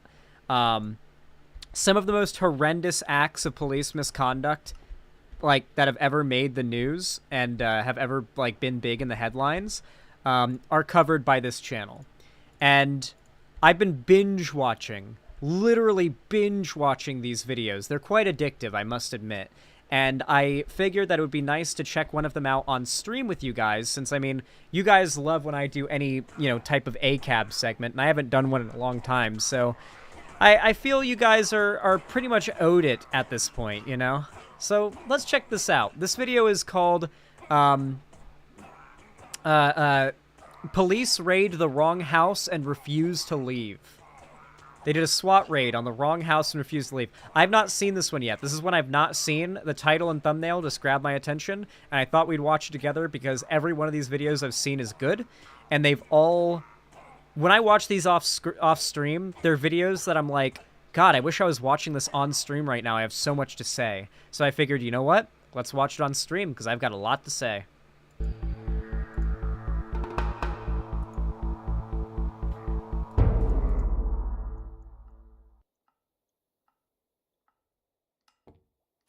Welcome to Audit the Audit, where we sort out the who and what and the right and wrong of police interactions. This episode covers voluntariness, consent searches, and anonymous tips, and is brought to us by Lance Thornton's channel. Be sure to check out the description below and give them the credit that they deserve. Before we dive into the interaction, I want to give a big thanks to the sponsor of this episode, Babbel. Spring is here, and now is the time to step out of your hibernation den and get ready. All right, we're watching their video. We're reacting to their videos, so we'll let their sponsor play. Travel. Immersing yourself in an unfamiliar culture is one of the most rewarding and enlightening experiences that you can have. And knowing another language opens the door to so many opportunities for personal growth and development. Learning a new language has helped me connect with creators and brands from all over the world and establish new relationships that I wouldn't have been able to make without Babbel's easily digestible lessons. Babbel's award-winning technology is scientifically proven to help you start learning a new language in as little as 3 weeks, utilizing short 10-minute interactive lessons developed by real language teachers, not learning algorithms or AI. Thanks to Babbel's speech recognition feature, learning French has been très facile, and I'm learning new, fun, and practical. I feel like I should try to learn or like brush up on Spanish probably because I know quite a bit of Spanish. I should probably try to like refine that as much as possible while I'm still relatively young, and it's easier to learn languages because the older you get, the harder it is to learn new languages. If you can learn just shit tons of languages as a little kid, that's the easiest time that you can learn languages because you're learning to talk just generally. Phrases every day. Right now, Babbel is offering members of the ATA community a 60% discount when you click on the link in the description. With a 20-day money-back guarantee, you have absolutely nothing to lose. Duolingo is punching the air right now. True. Start your language learning journey today. Thanks again to Babbel for sponsoring this episode. On the morning of March 12, 2023, officers from the Erie Police Department SWAT team, Pennsylvania State Police Fugitive Task Force, and U.S. Marshals arrived at the Erie, Pennsylvania home of 52-year-old Lance Thornton, who suffers from early onset dementia. Mr. Thornton's doorbell camera captured footage of the officers removing it from its installation location and throwing it into Mr. Thornton's yard, after which the officers knocked on. They straight up removed his fucking doorbell camera so that the raid wouldn't be caught on video. Holy shit. The door when Mr. Thornton, who was sleeping at the time. Although that would presumably also, to be fair, I know from experience those doorbells let you have a live feed of what's going on outside your house, like outside your door. So if you do think there's crime happening if you've had like a call done to your to a house and you think there's something going down there legitimately, it's not necessarily the most unreasonable thing ever to like take the camera that lets the owner of the house that's inside potentially see everything going on outside.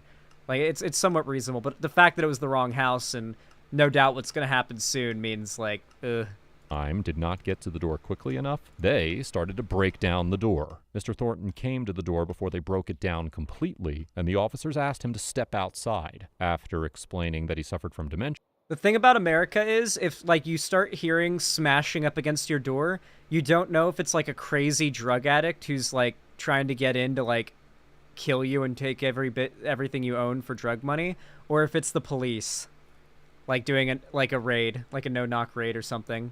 And they've been called to the wrong house. That's the scariest thing. You don't even need to be like a big YouTuber who gets swatted or something to experience a swatting. All it takes is a small mistake, and it's happened many times before, and the SWAT team, which is getting called out to a real thing happening, comes to the wrong house and goes in guns blazing, for lack of a better phrase. Fuck me. They go in guns blazing, for lack of a better phrase, and people get hurt.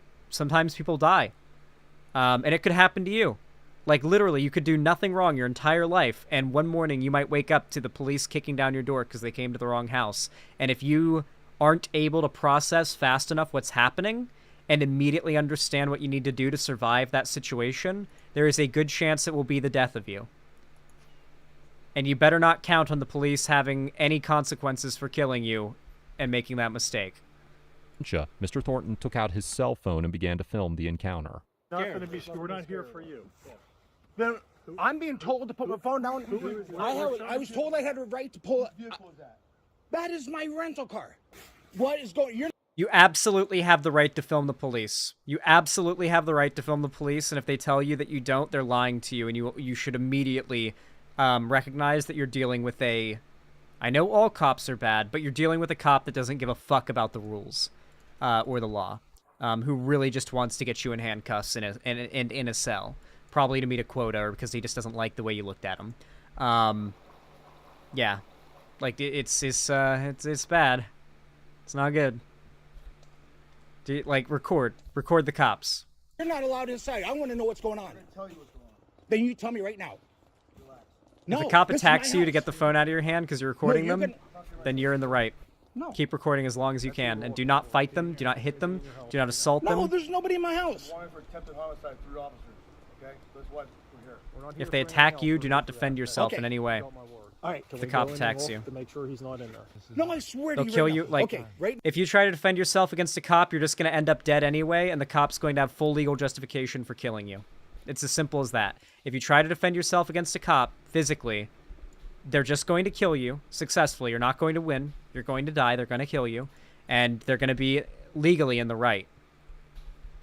So, yeah. No, I don't know him. I do not like your attitude and the way you came across. Because I said, I'm going to pull my phone out of my pocket. And you said yes. When I said I'm going to start recording, you told me to turn it off.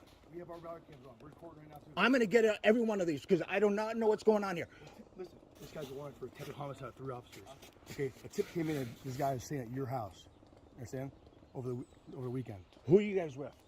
U.S. Marshals, EPD SWAT. What's PSP, EPD?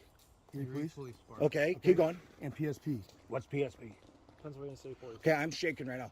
Right now, if this is true, what you're telling me, Yes. I give you full permission, full run of my house. Do you know this guy?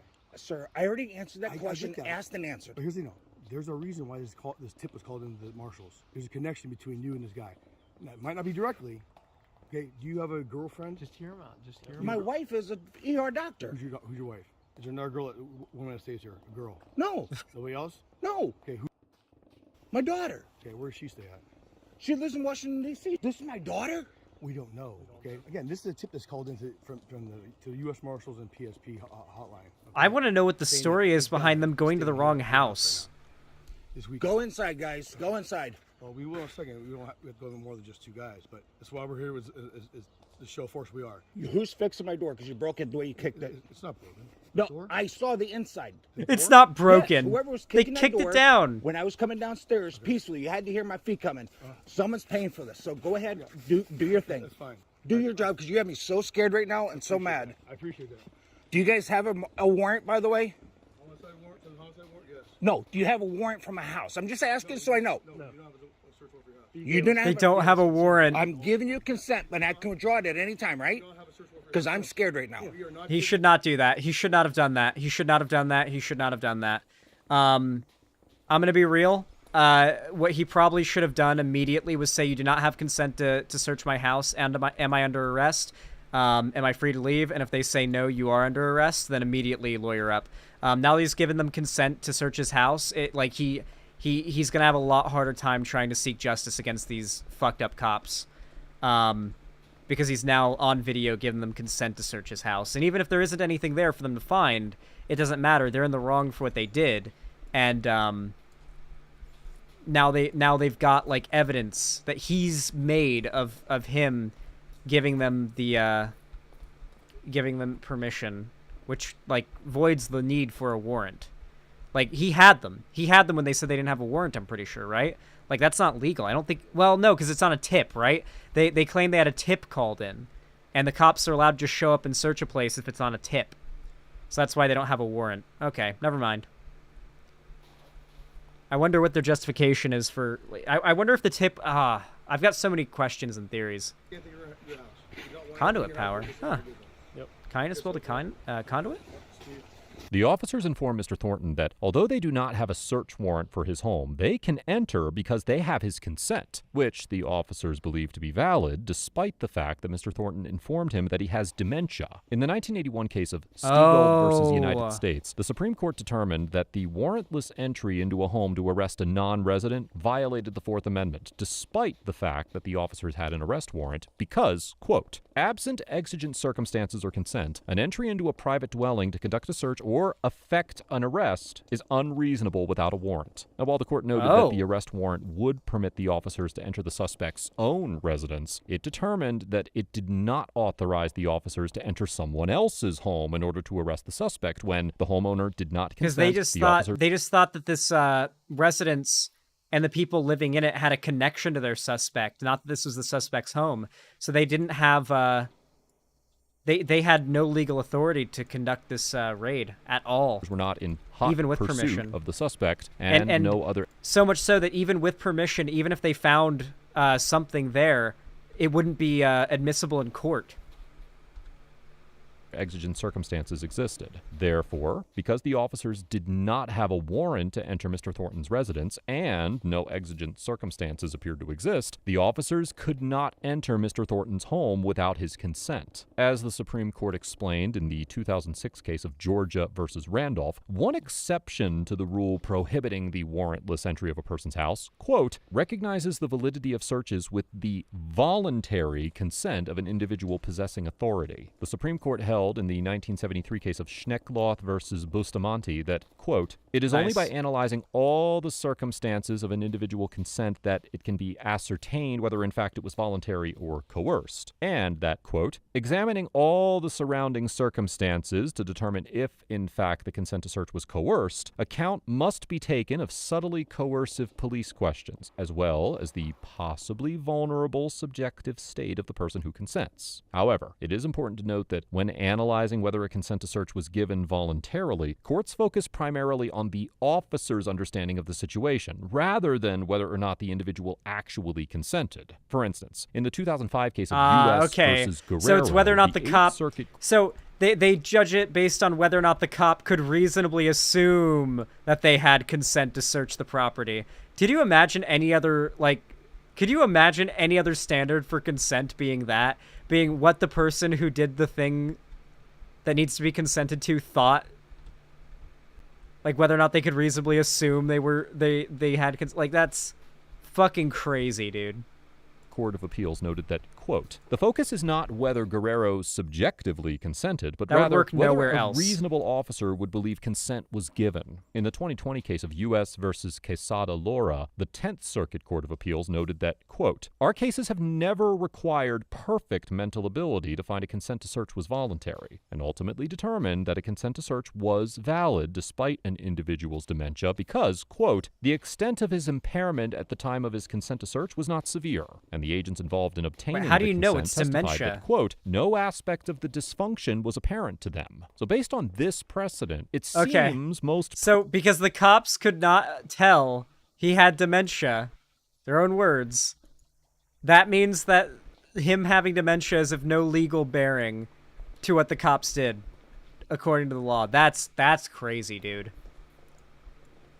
That's actually crazy. You have to understand, so much of this stuff that, like, sounds on paper like it's really, like it's good policy meant to keep, like, the police accountable. Generally, actually, if you look at the fine print, the only cases, in which any, like, justice come about are ones in which the cop has to pretty much admit to doing wrongdoing. Because they just really love to take cops on their word when it comes to this stuff. Doesn't mean every bad, like, corrupt cop gets away with breaking the law and using their position to do bad stuff, but more often than not, they get away with it. Usually.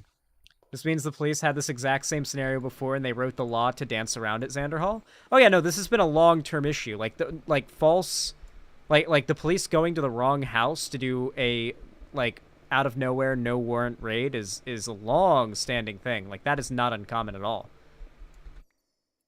probable that a court would determine that the officers reasonably believed Mr. Thornton's consent was voluntary based on his demeanor and apparent understanding of the situation and his rights. However, he shouldn't the have officers consented to were letting them on search. notice that Mr. Thornton suffered from dementia, and he repeatedly stated that he was scared and confused. So Wait, so it they is knew? also possible that a court could conclude that his consent was not effective. He was saying he's Although, shaking, too, given the low standard in the video. required to prove voluntariness, this outcome seems unlikely. Ambulances, a SWAT truck, lots of cars, and a rude officer. What's the relationship with my daughter? I'll explain it. I'm not with this guy. Yeah, I'd want to know what the Right, fuck. this is What- total what's- transparency because what's I my just daughter gave you permission involved to walk in? into my house. I can withdraw it right now. So you tell me now where I withdraw. I'm going to draw this consent. Sirs, get out of my house. I'm withdrawing consent. Based. I am withdrawing consent. Do you now hear it? You're on camera. They're still They wouldn't moving tell him forward. why what his daughter had to do with any of this. They're still going in. I withdrew my consent, and you guys even knew I could do it. They're still searching. You want I us out? already Now they're told them refusing out. to leave. You can't go back and forth saying you let us in, you don't let us in. I said, can I withdraw consent? And you said yes on camera. Yes, you can. Yes. And you I can. did. I not just withdraw it. So here's He has not gone back and forth. what's going on. Right now, they're doing an illegal search in my house. Hey, Steve. The homeowner's saying we don't have consent now. So, okay. 100% of the time, when the cops know they are fucked, that they have gotten caught on video, breaking the law and doing something wrong, they always go real quiet and talk to another cop, like, about how, like, listen, we might have fucked up here. We're gonna, like, you'll just hear them mumbling into their walkie-talkie or talking to another cop in, like, another cop car that showed up as backup, to kind of, like, figure out their game plan, their strategy for how they're going to mitigate the damage that this is going to do to them legally. Because they watch each other's backs. They protect their own. I have Alzheimer's. I have dementia right now, and I'm really scared. Alzheimer's. Okay. Well, there's no reason to be scared. We're not here. I to- told him to stop the consent until I got the truth, and you already told him, and they're still searching my house. Here's the thing. I have enough security cameras in there. They're on scared. They heard me withdraw consent, and they're still continuing in there after I withdraw it.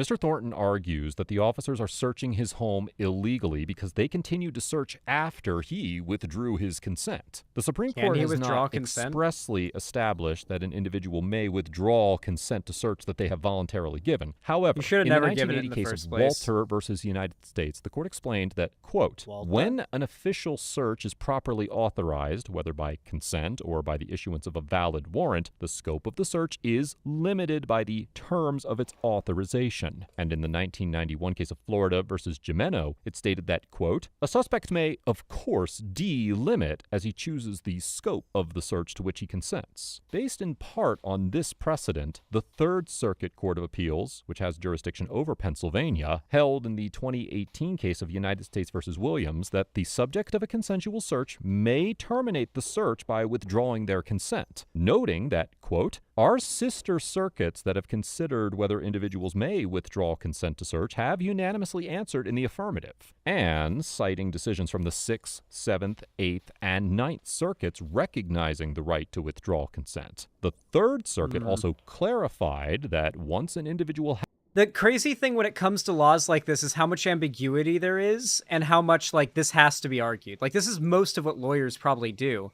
I'm pretty sure I know this is most of what lawyers do, is like looking at past related cases, looking to see if the rulings set a precedent that's in their favor, and trying to use a past ruling to justify the favorable ruling for them, which means that like so much of law is literally theoretical. Like legal theory is a phrase for a reason. Like a lot of it is literally debatable in court, and that's like what the lawyer does essentially. They do other stuff, but it's a pretty big part of what legal representation tends to do. When what it has to do to work with the law. has voluntarily consented to a search, they can only withdraw their consent through, quote, an act or statement that an objective viewer would understand as an expression of his desire to no longer be searched. Here, That Mr. sounded Thornton about right. unequivocally Yeah. revoked his consent by explicitly stating that he was Repeatedly. withdrawing his consent multiple times. And Yeah, the court would repeatedly. almost certainly determine that the officers violated the Fourth Amendment by continuing to search his home after hearing these statements. Because I want the truth. I got no one on. I told you the truth. What do you mean? I'm not telling you the truth. Let me finish, and I apologize. I'm getting frustrated. Okay. I'm standing out here in the cold in pajamas. I said, I'm gonna reach in my pocket. I'm gonna grab my phone. Yes. And I was told yes. And then I said, I'm gonna start recording. And then I started hearing officers tell me, no, put the phone away. I'm not allowed to record. I have all this going on. And then You are allowed they to- still allowed to continue to record. go through there after knowing right now they're doing an illegal search. Here's the thing. I radioed to them to tell them to stop. I stood right here. They stared at me when I told them I withdraw consent. So right now, my Fourth Amendment is being violated. This has, like I told you, this has to do with a wanted person who's wanted for attempted Right. homicide. We received a tip through Crime Stalkers regarding this. Okay. Crime And Stalkers? the tip Is that like a said tip that program or person something was at your for the residence police? from this weekend. The officers informed Mr. Thornton that they received an anonymous Crime Stoppers tip that the suspect was staying at Mr. Thornton's house, and that the tip was the basis for their search. Hey, kindness. In the 1983 case of Illinois That is versus crazy, Gates, the Supreme Court dude. held that when determining The cops can just say, no, this search is justified because we got an anonymous tip. Dog, like, you have to understand, no matter how much you might think, oh, there's all these different, like, rules and barriers and boundaries to what the cops can do, there's always some bullshit caveat that lets the cops get away with doing unconstitutional shit. Like, oh yeah, the cops have to be reasonably certain of yada yada yada, but the cops are the ones that get to determine what that reasonable certainty would be. It's like, okay, well then what's the point of even having the regulation? It's just to make the cops look like they're being held accountable when they're not. Whether an anonymous tip gives rise to the probable cause necessary to issue a warrant, courts must apply a totality of the circumstances analysis that considers an informant's so-called veracity, reliability, and basis of knowledge. In reaching this conclusion, the court reasoned that, quote, informants' tips doubtless come in many shapes and sizes from many different types of persons, and, quote, informants' tips, like all other clues and evidence coming to a policeman on the scene, may vary greatly in their value and reliability. Applying this precedent to a Terry stop, the Supreme Court concluded in the 1990 case of Alabama versus White that because, quote, an anonymous tip alone seldom demonstrates the informant's basis of knowledge or veracity, and given that, quote, the veracity of persons supplying anonymous tips is by hypothesis largely unknown and unknowable, Like, an how do you even uncorroborated prove that? anonymous tip standing alone, quote, would not warrant a man of reasonable caution in the belief that a stop was appropriate. Although the court clarified that, quote, this is not to say that an anonymous caller could never provide the reasonable suspicion necessary for a Terry stop, it also noted that, quote, some tips completely lacking in indicia of reliability would either warrant no police response or require further investigation before a forcible stop of a suspect would be authorized. Based on the information available, it seems highly likely that a court would conclude that the Crime Stopper's tip alone did not give the officers the probable. I do genuinely think that, and I imagine we'll get the full story at the end of the video, so I'm just going to throw my theory out right now. I feel like a court would, even, like, whether it was determined by the judge or a jury, would probably come down on the side of this guy. The video evidence is pretty clear. They didn't have a reason to be there.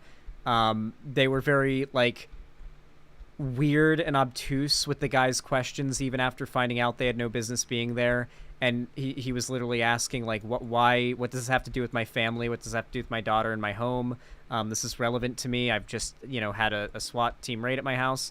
I think there's a good chance that a jury or a judge would probably side with the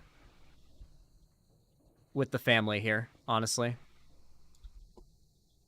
Cause they needed to obtain a warrant to search Mr. Thornton's home, or even reasonable suspicion for that matter, as the anonymous tipster seemed to simply assert that the suspect was staying there without any additional information that could be used to assess the credibility of the tip. In fact, in an interview with the Real News Network about the incident, Mr. Thornton reported that the officers had applied for a warrant before coming to his home, and it was denied by the judge for a lack of probable cause. Right now, there's an illegal search going on in my house. That's what I care about, because I wanted them out. I totally respect your position. I totally respect what you're doing. I know you guys are scared. You guys have somebody wanted. But I do not understand the show of force and the aggressiveness towards me, because this is my home. I gave you my medical condition, and you guys still are doing this.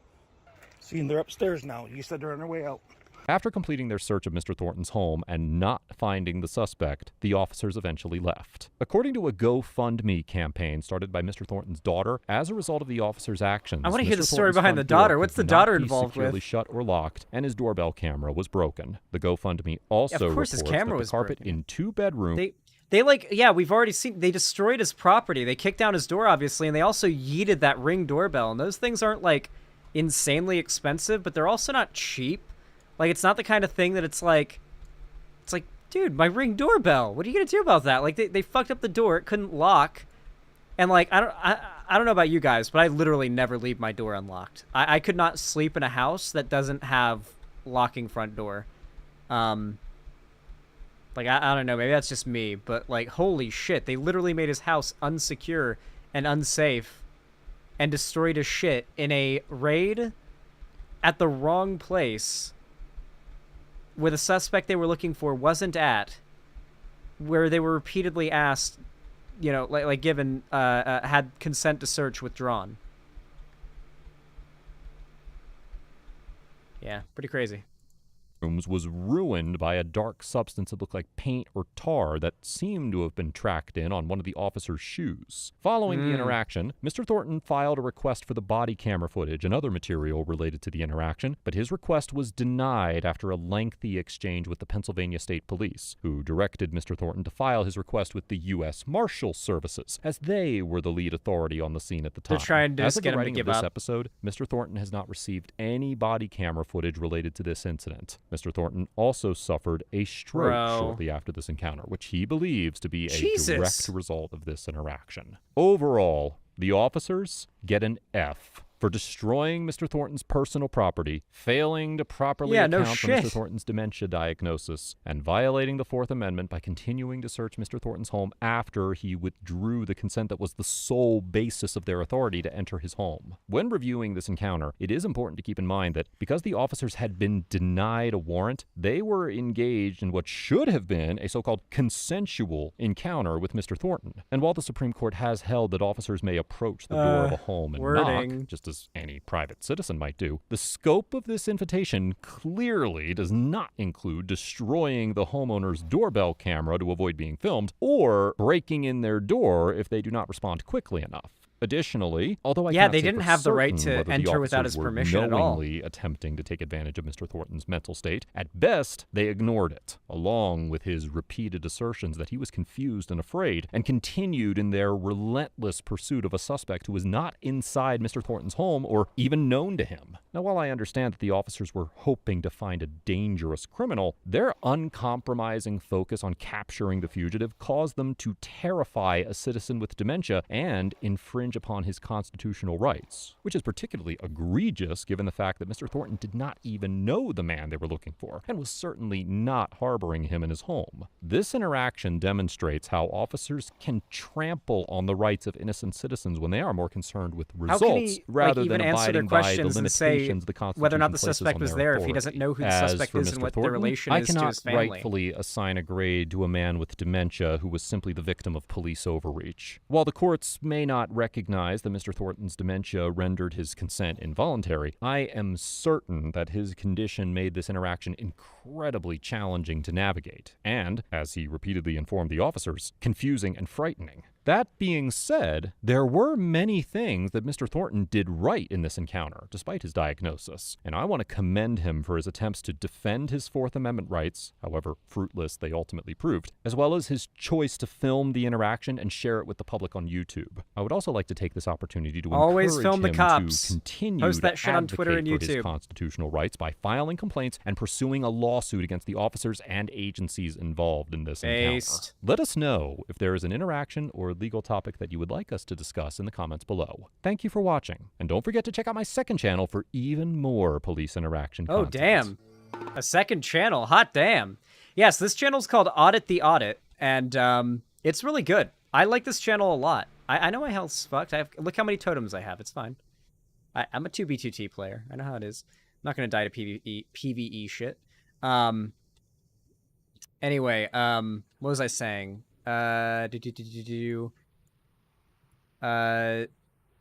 Something. Yeah, this channel's awesome. I like this channel a lot. I think the content's good. I think it's dope. I think it's some of the best, I think it's some of the best, like, true crime-ish content. It's not true crime content. I feel like there's not even, like, a genre name for this type of content, really. I guess it would just be body cam or police activity, like, content would be the name of this, like, genre of content. I don't know. I've just gotten really into it. I think that it's nice to have some channels covering this stuff that aren't just, like, propaganda. I don't know if you guys know this, but the vast majority of channels that make content like this are pretty propaganda-y. Like, most of them are just like, cop epically owns sovereign citizen cringe-lord lefty slams their face into a car hood for resisting arrest. It's just like a basic traffic stop, and the person's like kind of annoying, but like everybody online's like, I wish that cop would have shot that sovereign citizen piece of shit. Because like sovereign citizens are pretty annoying and cringe, but the internet like actually wants to see cops kill them. There's a certain level of like internet brain that people get to where they start believing that cringiness means that you deserve death.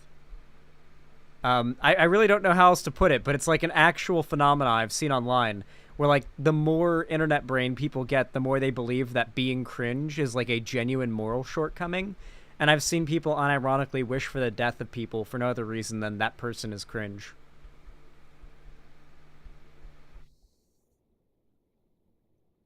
Unbased and very cringe, but should be given help instead of brutality. Like, I think what the fundamental problem is, when it comes to a lot of this, like, propaganda content, is that it's, like, really entertaining, and a lot of the time the person who's getting arrested or the cops are dealing with is pretty awful and probably does deserve to be arrested. And that's even a lot of this channel's content, too. But that is, like, nowhere near the majority of interactions the average American citizen has with cops. The amount of people that just, like, weren't doing anything wrong that end up having their day ruined by a cop, it's overwhelmingly common. Ooh. Did you throw me a thing? Oh. Thank you. My inventory's full, Kainos. I can't carry the crossbow. Sagely. Might have to quit the excavation project on this temple here, because I literally cannot deal with those guys. I'm gonna swim to the shulker to empty my inventory really fast. I can't accept any items. I have no room. I've seen her YouTube recommended. It's your typical fash pundits, left zones, and propaganda police auditing. There's also, wait, what are you referring to? I don't know who or what you're talking about. Oh, here we go. Oh yeah, this is getting untenable. All right, let me okay, let me fly these back. Oh, thank you.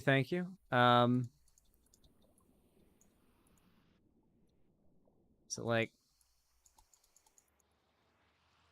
okay, here you go. All right, let me drop all this off. Fireworks and offhand. Oh no, I can't do that. I'll die. Gotta have my totems out. I think that might be all the excavation we can do of that one. The Guardians have made it impossible to do any more. But yeah, that's pretty much the segment. I really like this channel. I highly recommend that you guys check out Audit the Audit. Really good YouTube channel if you're into this, like, exposing the cops doing bad shit. And you know, it's entertaining too. I think it's just genuinely fun to watch and entertaining as hell. So can't really complain.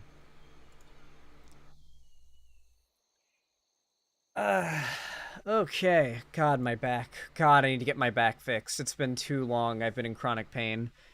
I can't wait to be able to take a full breath again after, like, about 8 months now of pain so aching that I can't take full breaths, because it's like the pain in my upper back, it expands. Like, when I inhale too much, it expands that area and it hurts. Being able to breathe fully again is going to be nice.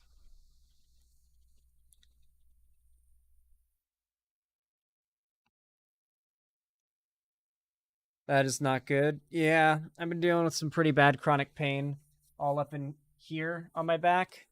And less so here, but it's worse. It's the worst here. Breathing is good for you? Well, I can't take full breaths because it like, you know how your chest rises when you inhale? Your back does too when you inhale. And when I inhale enough that it starts inflating my back, it's just so much pain. Same Cags 21. I'm 24 and I've had pretty serious back pain since I was about, like, 9. But it was from an injury, and then this is just from I don't even know what. I'm sorry you had to go through that, Balth. God, my hair is so fucking awful. It won't stop curling. Like, the longer I stream, the more curly it gets, and it's like losing the shape that I put it in after my shower. I really need to get that haircut, but I'm gonna get COVID. I know it if I do. Again.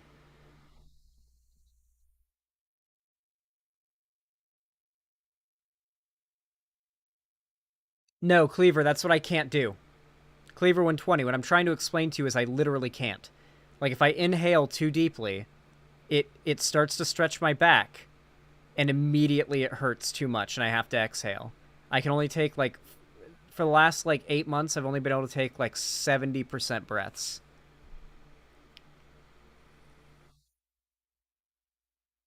Dude, the Majority Report crew seems to have gotten COVID and had to cancel the show today. That sucks. Yeah.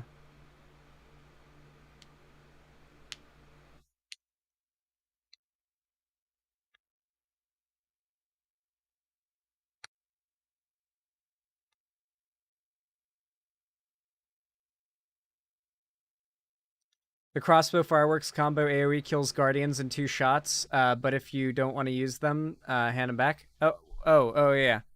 Yeah, here, I'll drop them on the ground. Here you go. Sorry, I've only got so much room in my inventory. I'm just trying to do the excavation. The guardians are set to hyperspawn because its house is fucking insanity.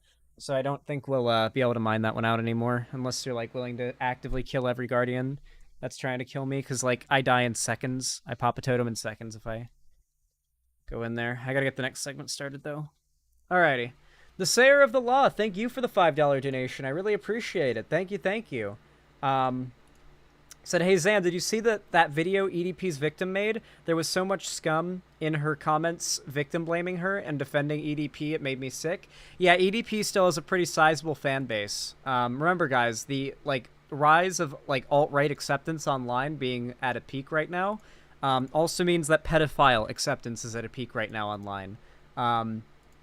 They will call trans people pedophiles and say they want to kill them for that reason, but meanwhile, lolicons and, like, actual child porn posters are getting by and being defended more so than ever online, and not getting banned more so than ever online. Elon Musk recently not only unbanned, but also monetized a user who had gotten banned for posting child pornography to own the libs. That was, like, a big story that happened recently. Obviously, like, all the big lolicon figures on YouTube that are getting big are all, like, open conservatives opposed to trans rights and stuff. So yeah, no, like, as conservatism gets more acceptable online, pedophilia does too. They go hand in hand.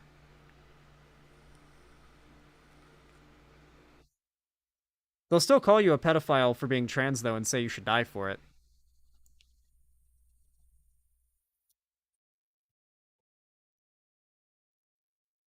All right, let me get the next segment ready.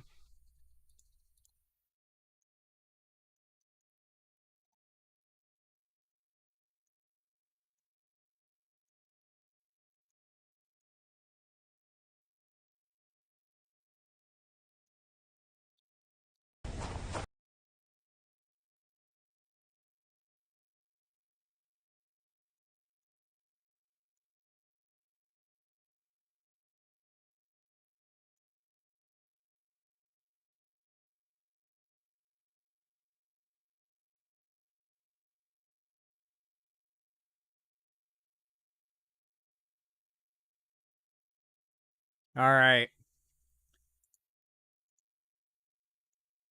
Y'all know what to do when I say action, right? 3, 2, 1, action. All right, everybody. So, the last week or so, there has been some big drama happening in the right-wing politics sphere involving a new popular game that's released from Bethesda called Starfield. You see, Starfield dared to have a section in the character creation screen where you could select your own pronouns. Now, for even your average, like, anti-woke gamer bro, this was something that might have given them, like, half a second of pause before moving on. However, for the grifter chuds that needed to find their 8th video to upload for the day to make as much money as possible, they found that to be the perfect thing to start railing about, or, like, crying about and railing into. So that's when the whole woke field drama started. Here's the thing, though. Even your average, like, anti-woke normie YouTubers, such as the Act Man, even they aren't really convinced by this, like, woke field thing, and are kind of embarrassed by the behavior of the likes of the Quartering and, what was his name? Heels vs. Babyface, who had the big meltdown where he was screaming, fucking pronouns! Fucking gender ambiguity, fucking modern day California shit. I believe that was the quote. Everyone's dunking on him for this, and because there is such a broad outpouring of you know, hate for this like chud opinion right now, the rest of that sphere is now coming to his defense. The Quartering, Geeks and Gamers, Sargon, Bounding into Comics, all of these people, all the grifter chuds who are like live and die by the grift chuds, are all coming out to defend heel versus babyface. But people like the Act Man and other large YouTubers who have in the past had cringe takes on things being woke in games but are now having a good take, they're put off by the amount of rage and triggeredness that the anti-SJW types like Sargon, the Quartering, and heel versus babyface are engaging in right now. The screaminess is cringing them out, and it's pushing them away. And it has been glorious watching the right take the L on this. However, the Quartering recently got into a Twitter scuffle with the Act Man. The Act Man ratioed the Quartering numerous times on Twitter, as well as several other chuds on Twitter, making fun of them for these cringe takes. And the Quartering has now made a response video by the name of Starfield Outrage Backfires, Reviews Pour In, The Act Man Blasted, and Hassan copes hilariously. So the Quartering has uploaded this video, framing it as though this is like a win for him and his side of politics. The Act Man and these other YouTubers are fucking massive. The fact that they're going against the chuds on this issue is the biggest L the right has taken in a hot minute since like Trump got arrested, insofar as like the culture war. So this is like high tier copium we're about to be watching. Expect to see a drunk Quartering pretending to act like he's being smug and like he's won something. Let's watch. Gonna start with some Starfield gameplay, I guess. I'm Jeff. My pronouns are he, him. That's not audio What are from the your game. pronouns?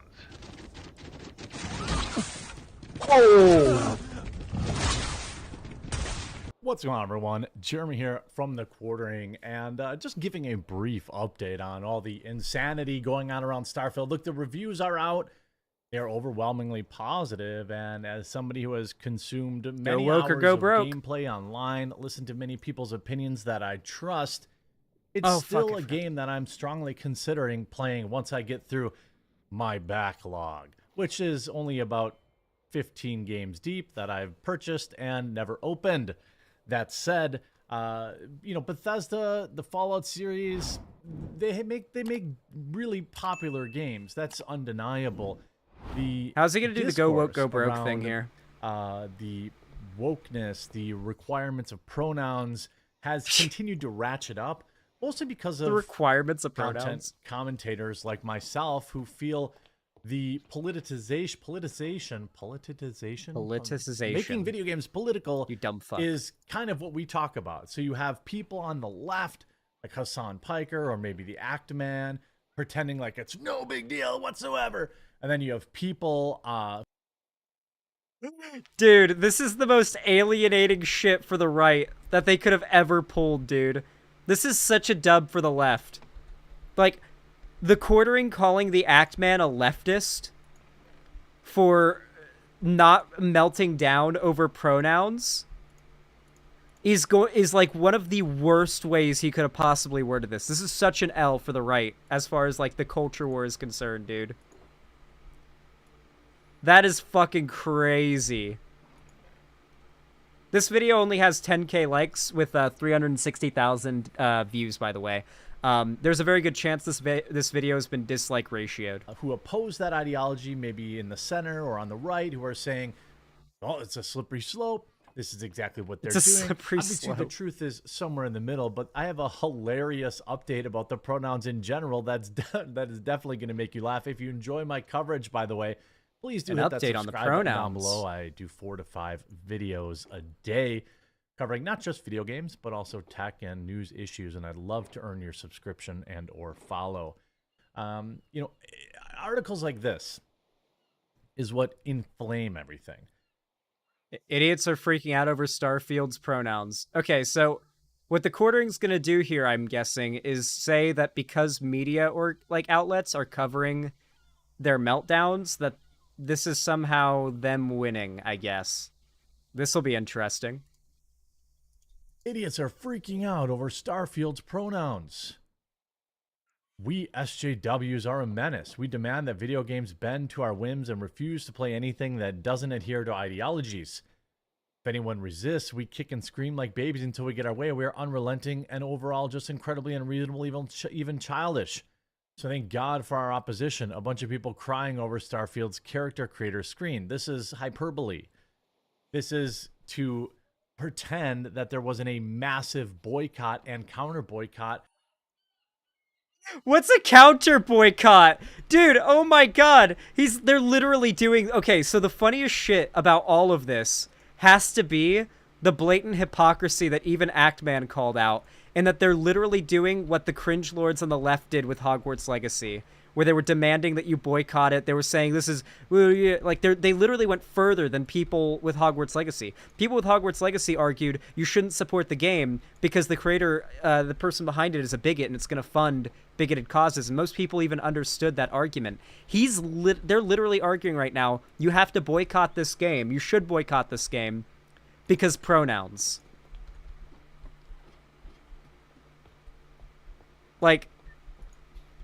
It's crazy how fucking hard they are biting the floor with this one.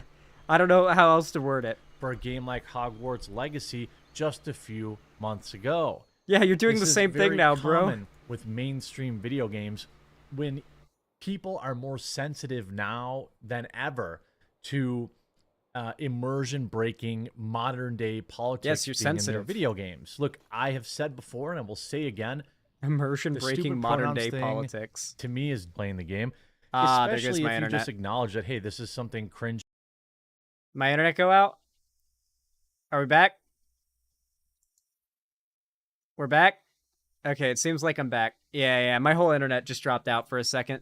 It dropped me out of 2B2T2. Yep. Hopefully it gets me back in the game. What?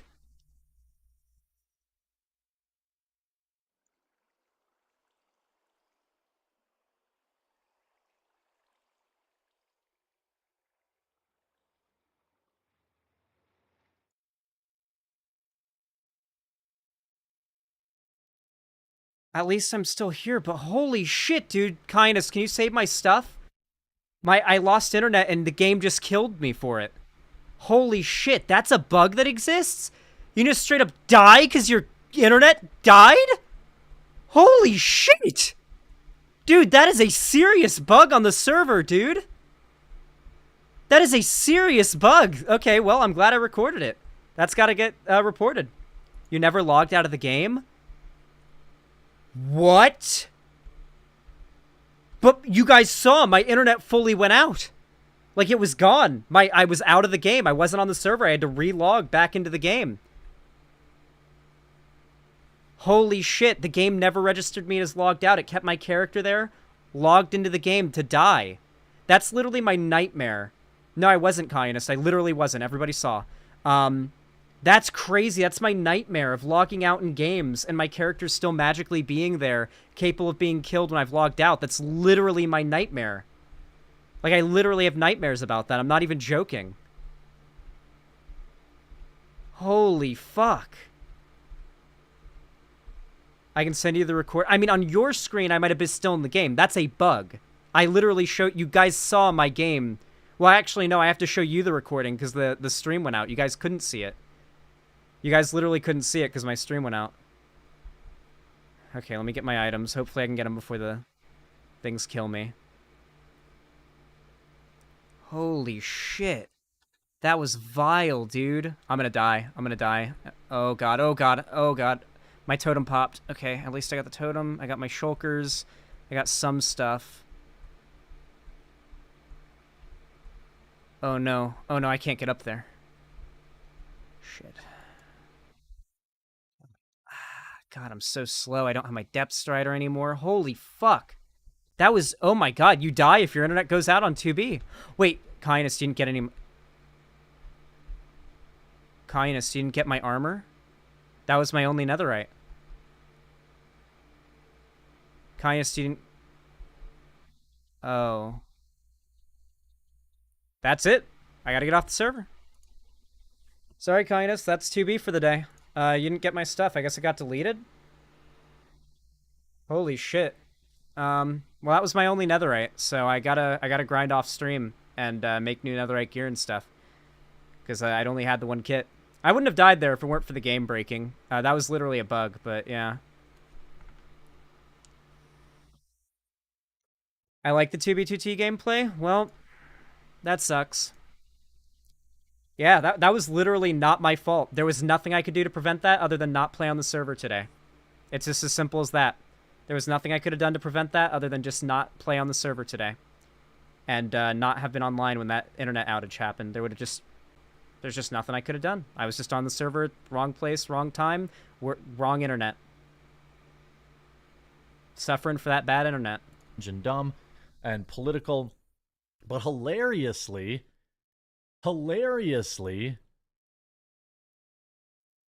they don't even do anything. This is exactly what I've... Yeah, that's been the whole point, dude. That's been the whole point, that the pronouns don't do anything. It's just an RPG. It's for immersion. You've been complaining about how this destroys your immersion somehow, even though it's literally only a thing in the character creation screen where you pick your pronouns. You can pick he, him, and you never know. Yeah, it's an RPG. Generally, your character's name or your sex doesn't affect the gameplay. Usually with RPGs. Sometimes it does. If they work in, like, certain romances that are, like, based on your... Like, you can't be a guy and romance a certain male character because that male character is straight, for example. Right? Like, that's a thing in RPGs usually that's affected by what, like, your appearance is. But generally, they try to make it so outside of your race and things like that in RPG games like this. I don't know if this game has races, but whatever. That, like, your appearance wouldn't affect the gameplay. So, this is literally a nothing comment from the Quartering. Always talked about with this. Did your armor have Curse of Vanishing, lol? Because that's what... Oh, yeah, it did have Curse of Vanishing. Okay. So I just fully lost it? That's crazy, dude. Well, there goes all my motivation to play 2B for, like, a hot minute. I probably won't be on for a little bit, Kyanist. Because, like, there was literally nothing I could do there, and that's, like, an internet issue. And if that happens again, I lose another kit, so I'm probably not going to be able to play 2B until I've got better internet, which will be next year. At the start of next year. I'm gonna need you to give me my crossbow back, mate. I died with it, dude. Dog, I died with it. It's gone. You gave it to me, and it's gone, dude. You might have heard the term virtue signaling. This is exactly that. So it turns out that... It didn't have Curse of Vanishing. I made it? Okay, this segment's fucked now. Okay. It didn't have Curse of Vanishing. I made it. I looked... There were no other items there. I picked up every other item I could. If I was down there for even another second, I'd be dead. I don't have armor. I can't do anything for you. If it's down there, then I can't get it. I had to leave the game. I don't have armor. If I get in the water, I'll die. I don't know what to tell you. Would be helpful to rent or buy. I'm using a hotspot tab. I am actively using a hotspot for my internet as we speak because my landlord's internet goes down every day for an hour. It goes down. So I have to, I literally only use my phone plugged into my computer using data, which is charging me tons of money a month. That's the only internet I have. So yeah. Obviously, they don't even do anything. This is exactly what I've always talked about with this. You might have heard the term virtue signaling. This is exactly that. So it turns out... The inclusion of pronouns may be a virtue signal, possibly, but its inclusion, it's just a feature that exists in the game. The only reason you're calling it a virtue signal is because you disagree with trans people having rights. That now woke people are complaining, I picked they, them with a feminine frame and a masculine walk. Played 25 hours, and multiple times characters have referred to me using woman, girl, or she. Just disappointing. And oh, my character's name, Chase, has never been said by Vasco. I am disappointed. So pulled a 15-minute-old post from the Starfield subreddit with 3 comments, where their comment is that the pronouns don't get responded to in game with the dialogue like how you'd want them to, and the Codsworth character, I guess, doesn't say your name.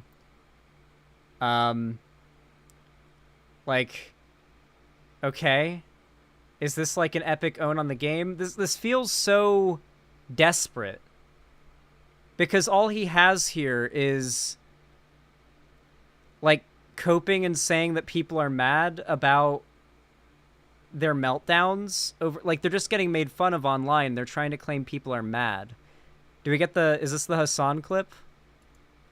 A fake communist. Again, it is his Fake job communist. to make everything as political as possible. To be fair, Hassan is like a piece of shit, so I can't defend him much. Because it's part of his brand. The guy's a multi-millionaire who broadcasts to mostly 14-year-olds. You're a multimillionaire who broadcasts to mostly 14-year-olds. You are, like, everything bad about Hassan is true to you, Quartering, a million times over. Angry at the world, and talks about how socialism is the real key from his, I don't know, what is it, $9 million, $5 million mansion in the Hollywood Hills, in his 200. The real problem with Hassan is that he is a Russia defender. He defends China. His politics on foreign policy are basically limited to America bad. And he's very clearly susceptible. Like, he's literally, throughout, like, the Ukraine war stuff, he took every single goalpost move that the Russian government was doing to try to make themselves look better. From when the invasion was starting, he was claiming that they were just trainings that were happening on the border, and that the US was just trying to be warmongering by saying that Russia was going to invade. He was titling his streams, Russia still hasn't invaded yet, day 2, day 3, day 4 as they would go. Nah, Hassan is just an asshat. Crazy. We've got Hassan defenders in chat. Thank you for outing yourself. $100,000 Porsche. I mean, these are real things. He's a multi-millionaire. Oh, wait, sorry. Hold on. I ignored you. I meant to ban. Hold on. /ban.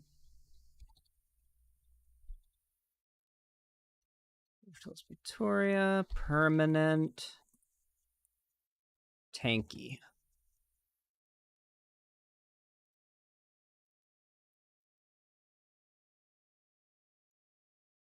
Oh, there we go. Double banned. They always deflect and say, well, communism is when no car. Well, no, but certainly you could redistribute some of that wealth instead of buying a luxury car that less than 1% of the planet could even think to afford. This guy's literally a dude who starts his, like, 800th video on Brie Larson with a bit where it's him Googling how much it costs to get a swimming pool installed in his yard. Like, this guy literally is, like, shamelessly, like, made bits about how much of a grifter he is, who's just, like, shoveling in money. He's just like a money hole. But he's not a socialist, I guess. He doesn't believe in, like, workers' rights, so it's not bad for him to have money, I guess. Because the only point that they have against Hassan here is hypocrisy. They don't believe in any of the, like, the ideals that Hassan espouses, so they aren't criticizing him saying, you have so much money, why don't you redistribute it? They're saying, you think that wealth should be redistributed from the ultra-rich. Why do you have nice things? Which is, of course, not what socialists advocate for. This is a straw manning of what socialists advocate for. Hassan is, granted, way closer to being, like, he lives a lifestyle closer to that of a billionaire than that of a working-class person. But insofar as his wealth, he is way closer to a working-class person than a billionaire or a millionaire. Or, like, a multi-millionaire. The ones that are, like, the problem, right? Socialists advocate for systemic reform, not individual act, right? Like, you rarely see a socialist say, you need to redistribute your wealth, unless it's like Elon Musk, who literally, mathematically, provably, scientifically could use a decent sizable fraction of his wealth and still have a lot left over and end world hunger, within, like, I think it's 5 years. I think it's Elon would have to spend, like, 60% of his wealth in 5 years he could end world hunger. Like, literally, it's been calculated by like, economists and entire institutions based around this. Like, when people say insert person should redistribute their wealth, it's usually someone so unfathomably rich that, like, institutions have calculated they have enough money to end problems that, like, if ended would be, like, it would be the best day of all humanity ever if world hunger was ended, you know? And Elon has the power to do that. But, like, Hassan doesn't.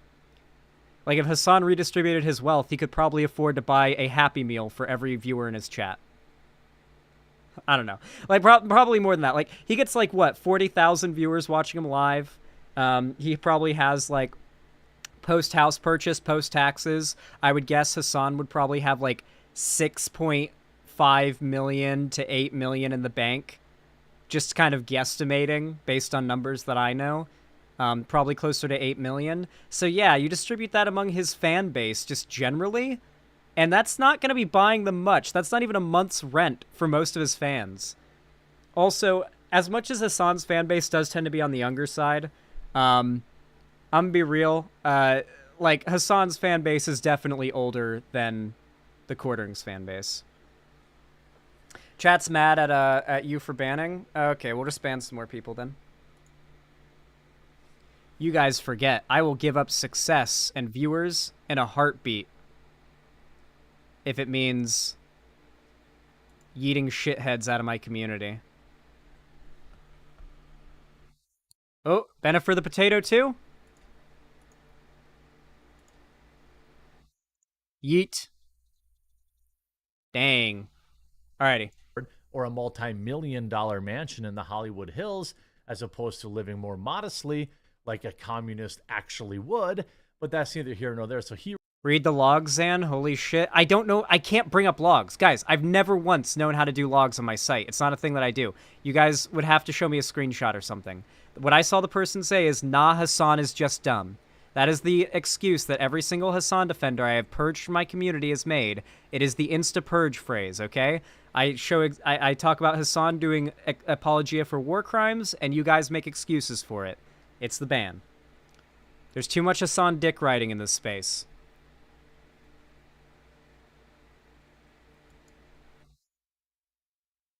User logs. Holy shit, why is this so impossible to navigate?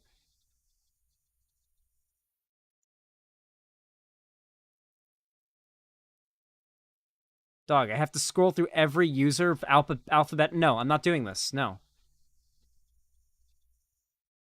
They'll have to send me a link to the logs themselves, or like a screenshot or something, and DM it to me, and maybe I'll unban them.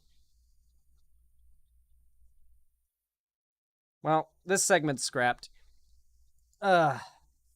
Segment got interrupted way too much. It's unsalvageable, so I scrapped it.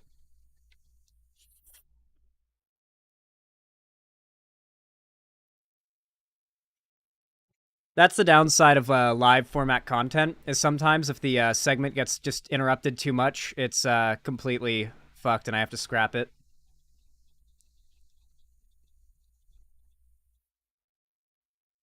Ugh. Well, now I'm mad at you guys, and I don't feel like streaming. KCK3206, I appreciate the dono. Actually, I'm much less mad at you guys now. $155! Holy shit! Now I'm not mad. Thank you, holy crap. Says, hi Xander, I just returned from Navy training. Holy crap, it's true. The Navy is gay, because you're a fan of me, and that makes you gay. Holy shit, that's fucking awesome. Congratulations on being done with your training. I hope it went well. I mean, that's pretty cool. Are you like a Navy SEAL? You should go for Navy SEAL. Just go for Navy SEAL and hear my words saying you can do it in your head as they, like, make you swim in, like, neck-deep ocean water on your... Not even swim, crawl on your stomach at, like, 2 a.m. in the middle of the night while, like, throwing ice on you. I don't know. I don't know what they do in Navy SEAL training. I just imagine they try to maximize discomfort at all times. Because you literally can't be a Navy SEAL unless you're one of those people capable of just withstanding nonstop discomfort at all times. for long periods of time on end. That's what a lot of it seems to be. Like, you don't necessarily need to be a super fit or strong guy to be a Navy SEAL, but you have to be able to get through the training. You have to be able to, like, withstand a lot of torture. Like, not even, like, torture, but, like, mildly infuriating torture, right? It's, like, the kind of shit, like how long could you handle carpet burn rubbing along your leg? I don't know. That kind of shit. Chad is ready to die on this hill, apparently. Wait, are we still arguing about this? Are we actually still arguing about this? How many Hassan... Okay, people say they got the logs. Okay. This is just Sag. No Starfield. According is so dumb. Even if he's right, don't endorse him. Nah, Hassan is just an asshat. Oh shit, I'm not a Hassan defender. Please, I'm sorry. Okay. It seems like they're not a Hassan defender.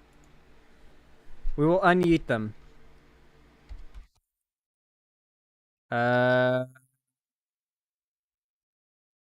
no, it's gonna make... Oh no, hold on.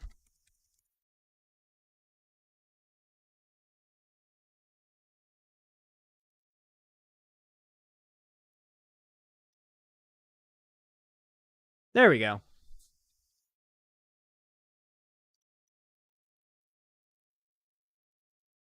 Alrighty. I don't know who the other person that got banned was that I banned for defending Socialist Praetoria, but you can unban them too.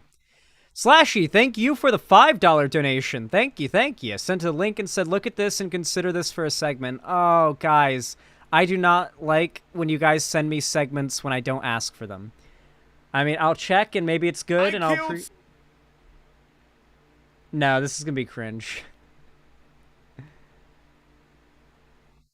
I killed Starfield, but I really didn't, though, by Heels vs. Babyface. We already covered him. He's already dying out. I might cover it, like, next stream, but I like to have my segments prepared pre-stream, so I know what I'm covering. What do you think of CM Punk? I don't know what that is. I'm gonna be honest, I don't know what CM Punk is. God, look at this. Look at my hair, like, actively curling up like this as I'm streaming. Against my will. I've literally styled my hair. Stay down, motherfucker. Look at this. It won't stay. Like, more gets created. More curls get created when I push some down. It's like a fucking hydra. It is literally like a fucking hydra. Then get a haircut. Do you guys know what happened last time I got a haircut? I've said it a million times. Do you guys know what happened last time I got a haircut? I got COVID last time I got a haircut. It was the sickest I've ever been in my life, and it lasted for 6 months. I literally could not live my life for 6 months because of COVID. I am terrified to get another haircut. That is what happened last time I got a haircut. Try cutting your own hair? No. I will do a terrible job.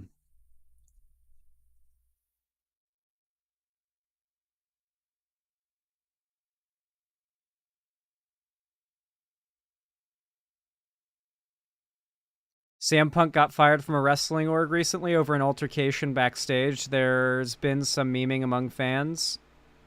Okay. Yeah, I don't know anything about wrestling, guys. I'm gonna be real. I know nothing about wrestling. It's the least interesting thing of all time to me. Whenever I see clips of WWE on shorts, like, I have to scroll away as quick as possible because it makes me cringe so much. Because it's like a crowd of people cheering and pretending like what they're seeing is real, when it's just cartoonish how, like, over-exaggeratedly acted out it is. It's like, I don't know if, like, your average person sees WWE and it looks real to them, but just, like, having done jiu-jitsu as a kid, I know what, like, it looks like when somebody gets slammed into the ground on a mat, and it doesn't look how it does in WWE because that's choreographed. Like, I don't know. Like, I can tell a choreographed fight from a real fight. And it's the most choreographed shit ever. And it's just awfully choreographed. Like, it's cartoonish. Nobody watches it for the fight. So it's literally, like...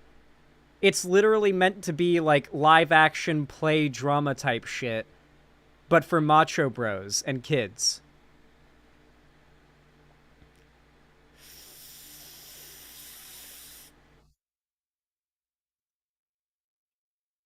It's a soap opera with gymnastics. Okay, but but people say it's not. The people who like it say it's not, and that's the problem. They need to accept what they are.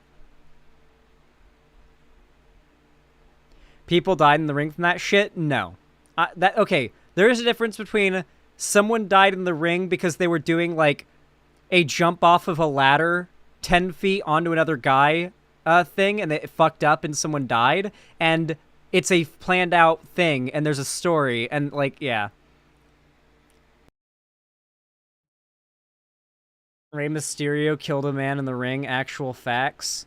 That's more of a thing in boxing, from my understanding. Boxing and, like, MMA and stuff. Because, like, you sign mutual combat waivers, and, like, if someone ends up dying, then you don't get in trouble.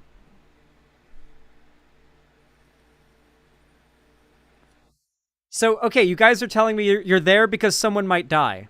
I can respect that. If you're willing to admit you like watching WWE because there is a non-zero chance you will get to see someone die in person, live in front of you, I can respect that. I can respect the good old-fashioned, like it's not even as cool as the Coliseum, though, because you knew you were going to see blood if you went to the Coliseum.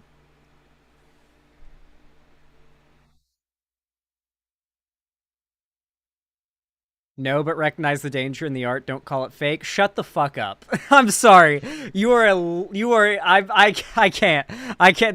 It is an art. That is true. And there is danger, but do not say it like that, okay? Please. It is not a dangerous art. It is like a stage show.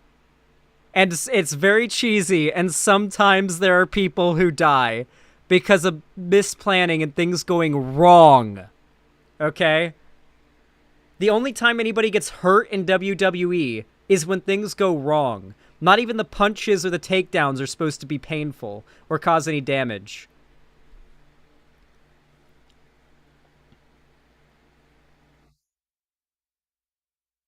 Okay, I'm pretty sure you guys are mixing up WWE wrestling and actual MMA and boxing.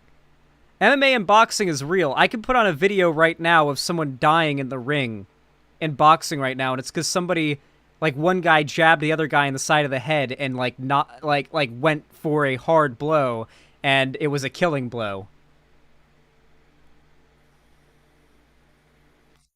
MMA is real but looks gay? You should be into it then.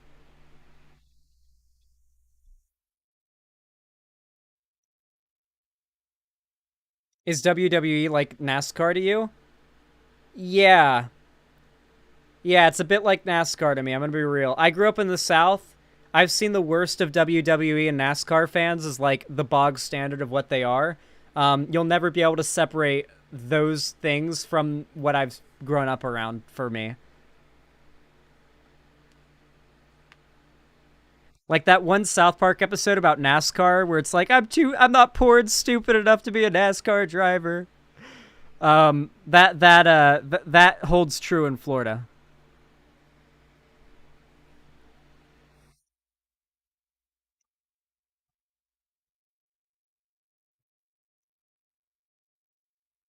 That said, WWE kind of sucks. New Japan Pro Wrestling and AEW are pretty great. I heard that, like, Japan's WWE is actually entertaining. Yeah, NASCAR isn't scripted, though. That's part of it, right? Like, whoever is, like, and with NASCAR, though, you got a good chance of seeing someone die or get really badly hurt, right? Like, all it takes is somebody takes that corner wrong, and it's just rip. It's just big rip. Dude, I still am, like, upset about, like, that death on 2B. Because, like, usually when I die on 2B, it's my fault. And I lose stuff and it's my fault. But there was nothing I could do other than not play today for that. And there's nothing I want to do more now than just not play 2B2T. Because I just know I'm just going to die again. Like, I'll never not be in fear of, like, losing connection and during any fight and dying. Because it doesn't actually exit me from the server. I'm never buying Starfield. I've already watched gameplay of it. It's just Skyrim, but in space. I'm never buying it. No, I'm burned out on Minecraft. That death, legitimately has filled me with a seething hatred for Minecraft for the time being. Because, like, when it's something that bullshit, like your internet going out, you getting sent back to the server screen, logging into being dead, despite having multiple totems equipped, and like all that shit, like, and there's nothing you could have done. I genuinely could not be more disgusted by the thought of playing Minecraft right now. No, I don't hate the game. I'm just disgusted by the game right now because of that. Like, I look at it and I feel revolted because I'm reminded of what happened. I've not played Half-Life 2, but I've played Gmod. Wait, what happened? I was playing on 2B2T, and I suddenly lost internet connection. My stream went out, and I got logged out of the game. When I logged back in, all of my items were gone, and I was dead. I had Curse of Vanishing on my items, because that's what all kits have, and there's no way to take it off. So I lost all my gear. It all disappeared when I died, and it's all gone forever. So that's not a ton of progress I've lost, but the fact that that could happen now anytime with my shit internet tells me I don't want to play on 2B because I could have that happen again anytime. And shut up, stop recommending FF14. I'm sorry, I'm a little on edge right now, so I'd appreciate if you guys would stop saying the same thing over and over again. It's one of my biggest pet peeves about chat. Okay. Hemorrhoid King, thank you for the $5. Really appreciate it. Said, first shot of tea today, feeling good and enjoying stream. Nice. Are you a trans guy or are you just a cis guy taking tea? You could be either of those things.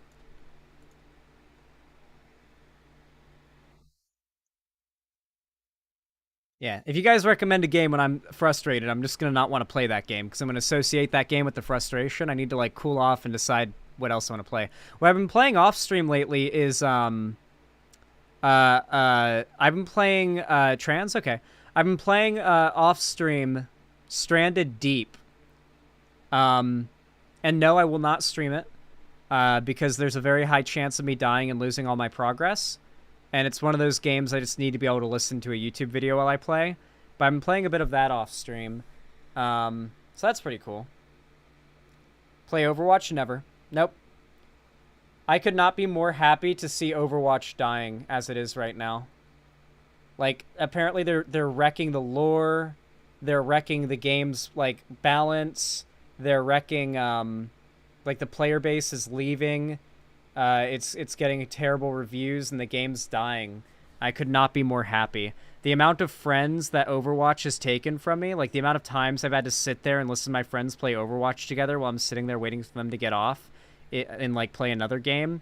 Like, I cannot wait to see that game fucking die.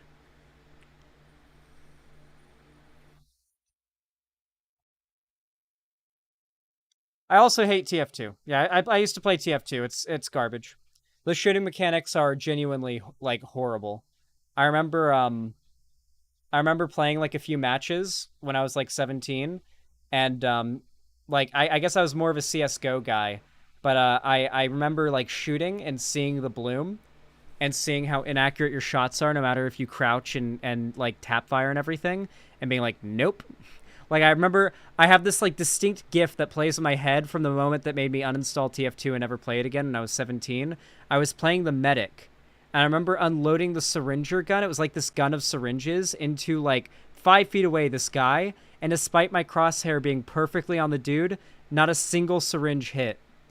And I remember that just made me exit the game, uninstall it, and never play it again. And that was when I was 17. No, I'll never come back to TF2. I don't play, the only multiplayer PvP-oriented games I play are Rust and Tarkov. I don't play PvP games outside of that. No Fortnite, no PUBG, no Call of Duty, no Fall Guys, no Among Us.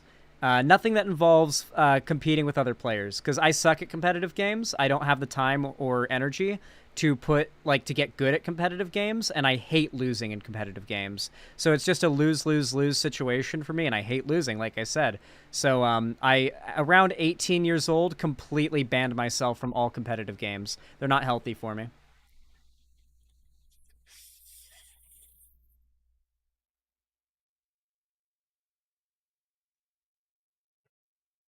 Except for Rust. Rust is so good that I give it the exception. The same goes for Tarkov. Tarkov and Rust are so fucking good that they're an exception. What about COD Zombies, Zan? Well, that's PvE content, you know? So it's not really the same, right? T. Lossalot, thank you for the tier 2 gifted sub to Purple Maggot. I really appreciate it. Thank you. I appreciate the $10. Says Purple Maggot, you needed to be purple. Also, hey, Zan. Yeah, now Purple Maggot is purple. Nice. Cool and Pog. KCK3206, thank you for the tier 4 sub. I really appreciate that. Hot damn. Let me know if that was more, but I'm going to assume that's a 1-monther. Thank you. That is very kind of you. Thank you for the $40. Holy crap, that really does mean a lot and goes a long way. I really do appreciate it. And Game Master 19, thank you for the $5. Very kind of you. I appreciate it. Said, here's some money to keep you going. Also, if Nintendo is the Apple of gaming, then Microsoft is the Disney of gaming, because holy shit, they just want to buy everything right now. That is an apt comparison. True. Thank you. No. There's no such thing as casual competitive games for me, guys. That's not a thing for me. That's not a thing. If I lose, then I'm not having fun, and I don't want to play it anymore. Like when it comes to games, like I will literally like play a game for 4 hours straight, like a PvE game, die once, shut it off, never play it again. Because I like challenge right up until the point where I almost die, but then I get away within a hair of my life and make it. But if I actually die, the fun goes away instantly because I've lost progress, I've lost time, I have to spend time getting my stuff back or recovering from death or redoing content I've already done. There's just nothing fun about that. Like any form of punishing death in games is just an instant don't like it. Frequent and punishing deaths are not good. So no roguelikes, no Celeste, no what's it called? That one game, the really hard 2D mining game. Splunky. No Splunky ever. No Rocket League ever. I'll never play that.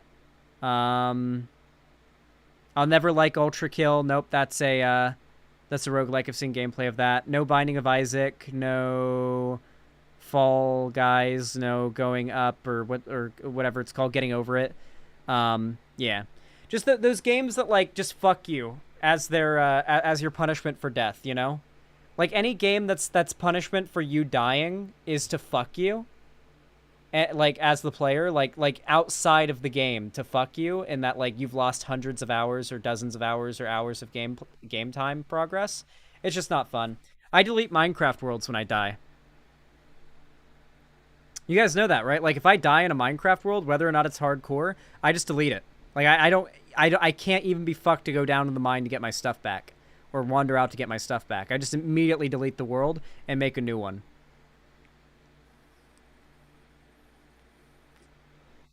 So yeah, I don't know. It's just the way that I play games. And people that don't play games like that literally can't understand that like mindset. And so none of their advice, they'll give you advice, but none of it will ever apply. And you will never be able to explain to them like why that advice is so upsetting. Do you enjoy Souls-likes yet then? Yes. Yeah, I love Souls-likes. The reason why I like Souls-likes and I love the Souls games is because the Souls games, for one, you can disable multiplayer. If I get invaded, I'm immediately not having fun in a Souls game because you just can't PvP in Souls games. Like, it's just not a thing. Like, if you're not a PvP guy, you can't PvP in a Souls game. If somebody who's invaded you and they're a PvP guy comes into your world, they're going to win. They know how to PvP with lag.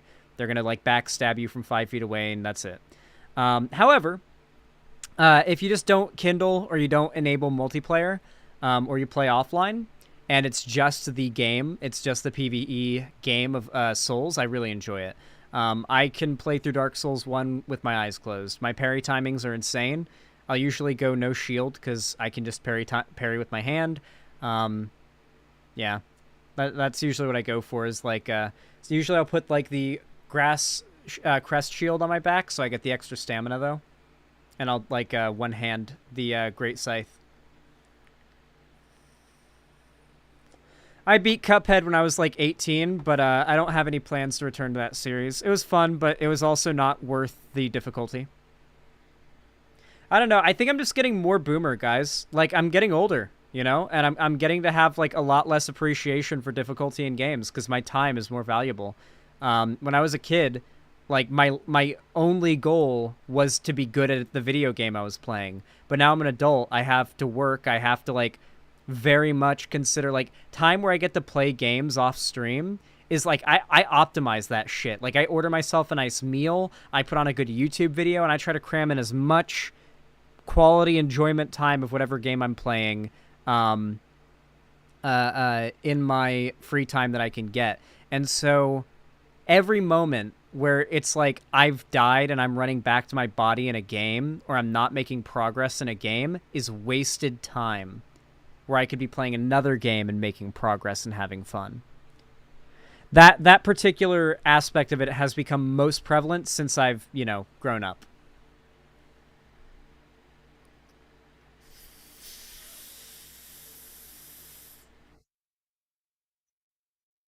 That's the fun. So that's the point that I'm making, where, like, people's brains function differently, and no amount of advice or, like, you enjoying it will ever make me or people like me enjoy it. Your back hurts, internet is expensive, greeting your neighbors, and you enjoy tidying up your little house equals boomer. Yeah.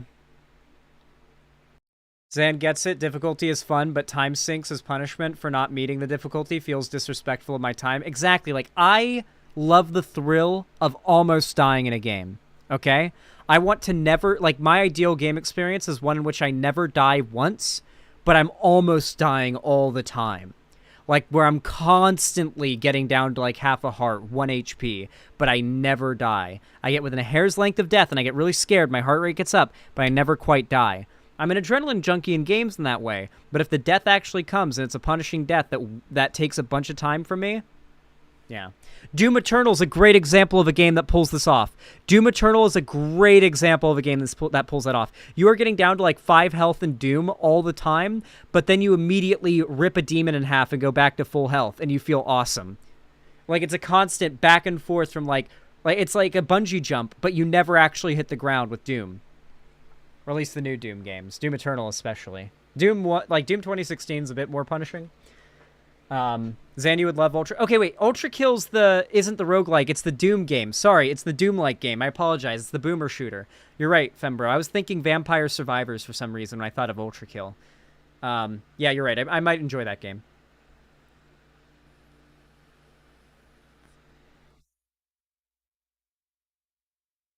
Yeah, Crash Bandicoot was my first ever rage quit as a kid. That was the first time I ever rage quit a game and never played it again, was Crash Bandicoot. I remember playing the first level of it on like a PS2 as a kid, dying like 30 times in a row, immediately just taking the disc out of the drive, snapping it in half, throwing it in the yard, and never ever playing a Crash Bandicoot game again.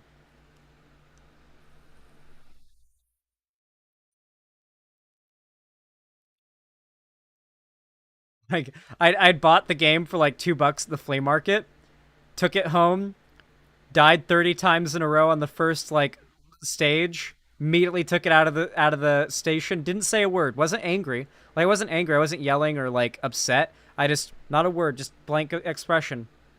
Took the button to eject the disc, took the disc, snapped it in half, tossed it out into the driveway, and I threw it out the next day into the trash. It's like, the way Crash Bandicoot works is it's like it's like the stages where you're like running towards the screen. Those are like the worst type of game ever. I hate those. I really, really hate those. So I just calmly took the game out of the system, snapped the disc in half, and threw it away. And never touched a Crash Bandicoot game again. You're telling me this is, I have to play this game? No, I'm like, seriously though. I also like, I'm a little iffy on FF14 too, because I raided for the first time. And another thing that really upsets me in games is losing for reasons that aren't my fault. And MMOs do that to you in high-level play. And that's making me think I might just straight up not be an MMO guy. Like, WoW, FF14, they might all just not be for me, is what I'm starting to lean towards, possibly. I'm gonna put a little more time into FF14 before I make that decision, but I tried Remua on hard to try to experience what a raid would be like a proper raid, and I eventually managed to get my like get the mechanics down, despite how insane they were. And then I also eventually was able to even get the gods might even argue potentially, not that there would be any way to prove this, that I top parsed on one of the attempts with damage. And yet we died every single time for like an hour and a half straight. And I was just like, I can't do this. I am genuinely miserable right now. Damn, Zan is just toxic. I'm just a toxic gamer, guys. Like, gaming, just like losing in games just brings out the worst in me, and it always has. And there's the only solution I've ever found is just not playing certain games that do that. So I've found like a pretty niche set of games that don't do that to me, and yeah. I wouldn't say well, toxicity would be if you didn't have the ability to pull yourself away from those things, right? Like, toxicity is when you can't recognize that, like, a game that makes you rage and, like, miserable is bad for you, and you continuously throw yourself at it despite what it's doing to you. I, like, around 18 or 19 was just like, nope, this just isn't good for me. And I completely quit all those games. When people ask me to get into them, it's a strong, solid no. An unwavering no every time. Because if I get into that game with them, they will see me differently after that session of playing it with them. And I just don't want to become that person. I got robbed out of my sub message. Was it a bug, Translator of Water? Could you repost it? What about swimming competitions? That differ for you? No, because I never cared. I was just trying to get through it with swimming. I was just there to have fun with my friends at practice and to get through the meet without drowning and throwing up. So it was really more of a matter of, like, survival for me than it was a matter of, like, competition. Like, unironically, that's how I saw it. It was more of, like, a survival situation for me than, like, a competition. Throwing up? You've never swimmed for real in your life.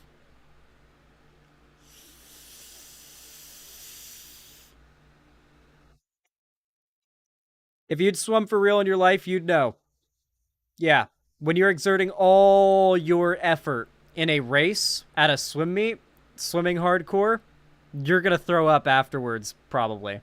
Few people did. I think I threw up once after a meet, or after an event at a meet, but there were a few people that threw up numerous times. It wasn't uncommon. The fly strokers are the ones that threw up. Yeah, it was always water. You just throw up water, because so much water went down your nose and down your throat while you were swimming. You couldn't prevent it because you're just going so hard and breathing so heavily. So much water gets into your stomach that you vomit eventually if enough chlorine water gets in there. So you end up having to throw it up. And no one eats for like 12 hours before a meet.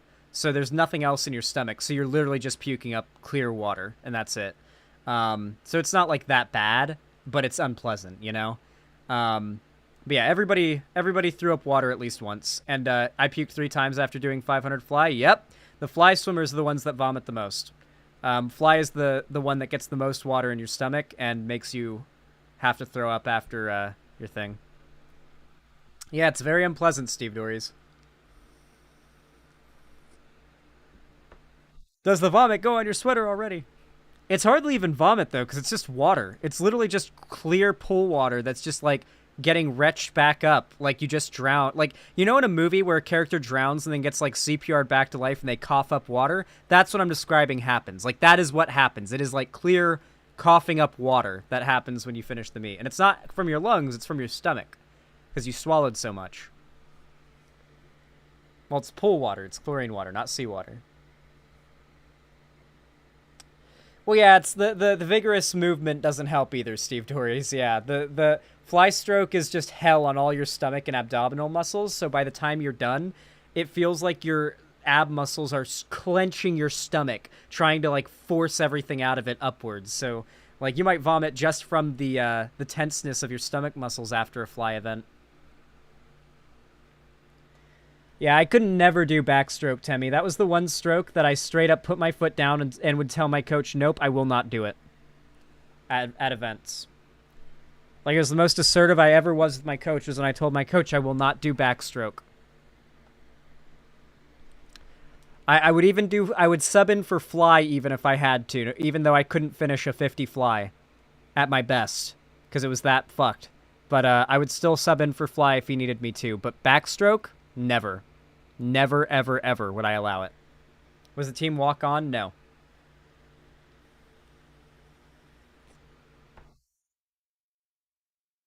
I was not one of the fly swimmers, Steve Dories, but I would sometimes substitute if I had to. Oh fuck, I hated swim team as a kid. I used to hide in the bathrooms. I'd never hide in the bathroom. But I would pray. I would pray for practice to be canceled, dude. I would hope for there to be rain or something that would cancel practice every time. I never wanted practice to have to actually, like, happen.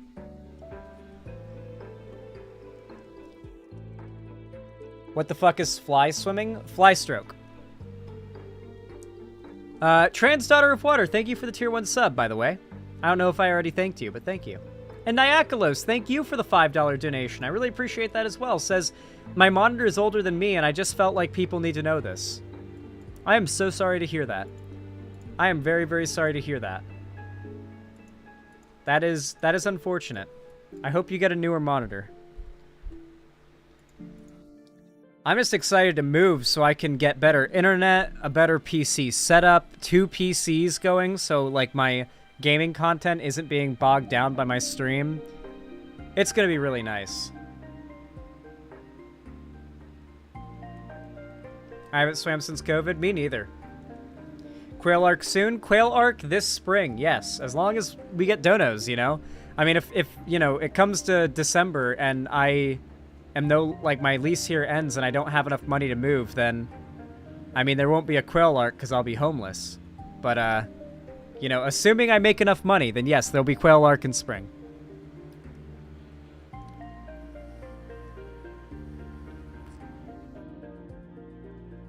I think we'll make enough. I think we're on good track.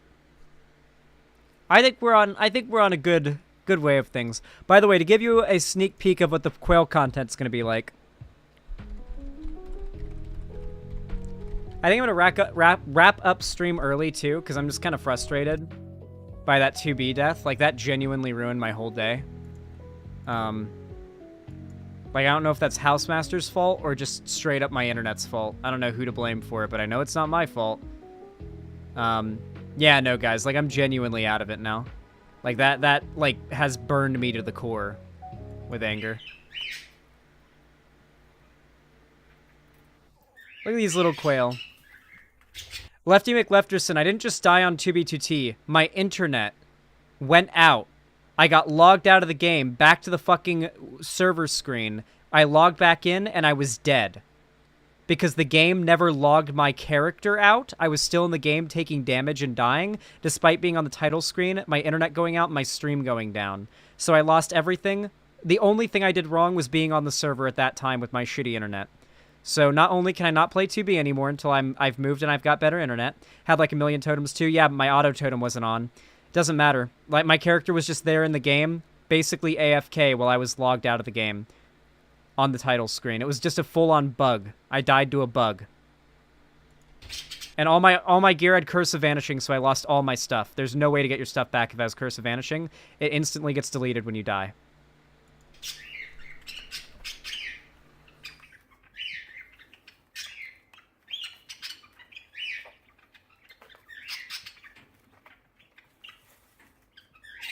These quail are a good thing to finish it off on, though.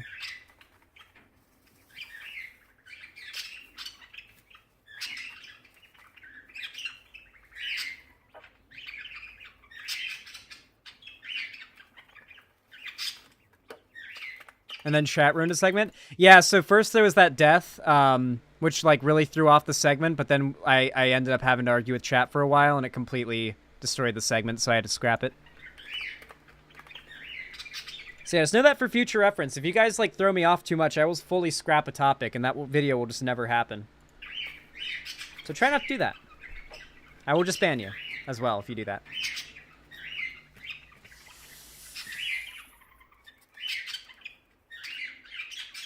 Xeon Spy, it was a bug.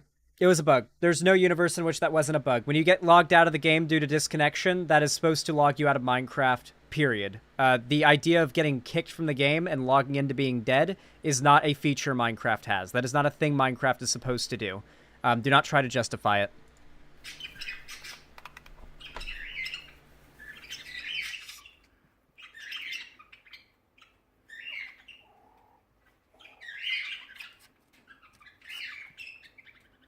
They're so cute. This is how they get rid of parasites and clean themselves. They don't use water, and they don't bathe. They use sand. Quail content's gonna be fun. My plan for the quail content is obviously I'm going to be doing like videos chronicling their egg incubation and them growing up from chicks to being like fully grown. Once they're laying, and it's just a matter of like, now I've got quail, my goal is to do morning videos where I like, because I've got to clean out their, God, my back is really killing me. I've got to clean out their thing every day, right?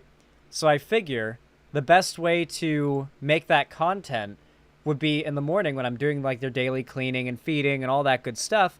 I record it with a GoPro mounted on my head while talking about whatever given political topic is relevant for that morning. And that would be like that morning's upload would be me, POV me cleaning the quail coop and feeding them while talking about politics. That's basically the plan.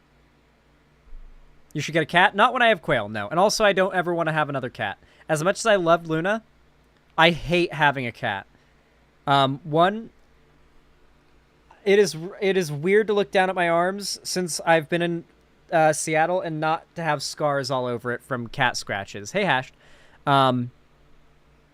Hey, Resident Nerd here. That happened to Zan was what happened to Zan was 100% a glitch. Minecraft is supposed to terminate connection on disconnect and not leave the player at location. Yep, it was a glitch. Not my fault. The only mistake I made was play 2b2t today. And I won't be playing 2b2t again until I've got better internet because like while I do have like 46 netherite ingots and plenty of kits to turn into netherite, I have no interest in continuously losing my kits to disconnects because I'm live streaming. But yeah, as I was saying, I hate cleaning litter boxes. I hate the scratches and the cat fur. And the cat also would get me sick. I didn't talk about it much, but the cat would, like, go to its litter box. I'm pretty sure this is why I would be sick all the fucking time when I had Luna. Because the big reason why I didn't stream as much when I was living with Lonnie was I was so sick all the time. I had bad stomach issues. And I finally deduced that it stopped once I was no longer living with the cat. The cat goes into the litter box to bury its shit and then runs to my bed and gets in the bed with me or lays in the bed or lays on my pillow and snuggles with me. And now I've got cat feces, bacteria, and viruses or whatever the fuck on any surface the cat has touched with its paws.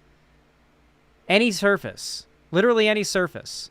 And there's no way to clean up after that. Because literally any surface your cat touches is litter box shit paw surface now.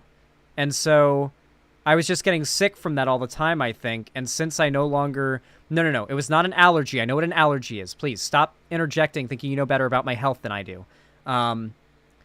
Yeah, I'm pretty sure I was just getting sick from the cat sitting and walking all over so many things I'd touch. And there's only so often you can, like, wash your hands in between, like, touching anything that the cat might have come in interaction with, you know? I was talking to someone else in YouTube chat roundabout. Yeah. I don't know. I love the cat and everything, and it was nice having one. I love cats, but, like, it's genuinely just not for me. Cats are pretty unclean creatures. They clean up after themselves, but they're also not very sanitary creatures, I should say. They're clean, but they're not sanitary, if that makes sense. But yeah. I do not let my cat in my room under any circumstances. Well, yeah, that's the thing. I don't have the strength to not let a pet into the bed or up on the couch with me or into my room. Like, I don't have that kind of strength. If an animal looks at me with its little, like, beady eyes and its, like, adorable little dumb face, I'll do whatever it wants. I have absolutely no self-control. Animals can mind control me. If a dog looks at me when I'm eating, if it's not a food that will kill it or make it sick, I have no power over myself. I will give the dog or the cat that food. It's just, if an animal looks at me the right way, I will give it food, or I'll do what it wants me to do. It's mind control. I have no resistance to it. You're weak, Sam? I'm sorry, the cuteness of animals just overwhelms me. If there's a cat in the other room meowing at the door that wants to snuggle me in bed, I'm gonna snuggle that cat in my bed. I'm gonna suffer the consequences for it, you know?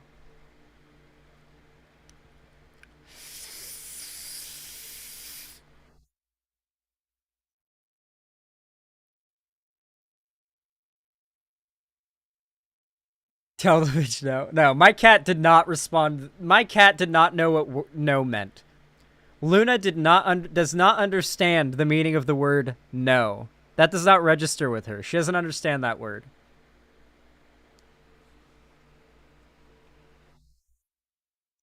Zan has a -2 disadvantage when animals give him puppy eyes. Exactly. Your cat was a rapist? Yes. I think Luna could have probably been a reincarnated rapist. I think most cats are reincarnated, like, serious criminals, like rapists, murderers, like war criminals, etc. Most cats. Just reincarnated. Yeah, Luna was a cranky old lady cat. She wasn't having any no being said to her. I think, honestly, she was always the boss, though, so I don't think there was ever a case where you could say no to Luna.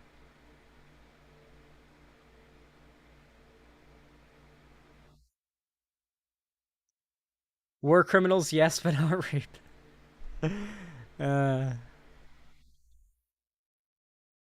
Nope. Dogs are based. Cats are rapists. A car. All cats are rapists. Sorry, I don't make the rules. Actually, do you want to see a cat that definitely gives off rapist energy?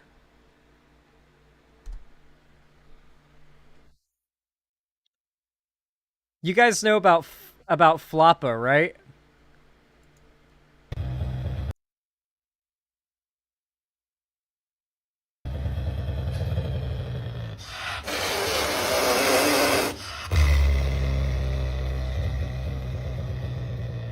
This demon.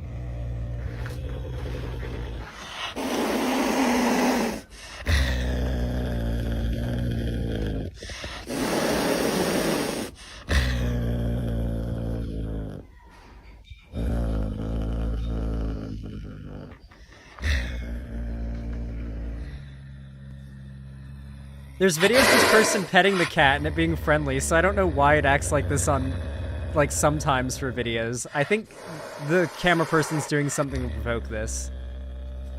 Because the cat's very clearly not generally aggressive.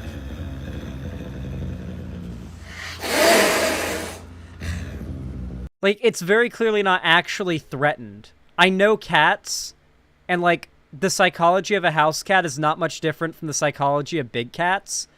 This is not a cat that's actually threatened. For one thing, if this cat was actually threatened here, it wouldn't have its paws facing away from the thing it's threatened by. If you've ever pissed off your cat, you'll know one of the first things it does after turning around to look at you, and it's genuinely mad and genuinely upset and trying to defend itself, is it turns its paws towards you so it's ready to pounce on you. This is all bark, no bite. It comes off as like it was trained to do this. And I see videos where, like, this person will pet the cat while it's doing this and it does nothing. Yeah, it's not threatened, but that breed just does that, Xanderhall. That's just what they do. Wait, that's literally just what those cats do? It's not even mad? Dude, I fucking knew it. I knew it had to be something like that, because I know what an angry, aggressive cat looks like by body language, and that cat just doesn't have the body language outside of the hiss. And the growl sounds like cats don't really growl in the same way dogs do when they're upset. So. Caracal? They hiss to talk. So this is just Floppa talking. Okay, that was actually a little. That's like angry body language though. Here it is. That face. Dude, imagine you're walking out to your greenhouse one morning and you just turn around the corner and you see this, but you don't have a pet caracal cat. You just see that. Just first thing in the morning, you're going out to water your plants and that's what you see in your greenhouse. Yeah, maybe he just doesn't like being filmed. Demon. Yeah. You guys still like cats? Are you guys still cat people?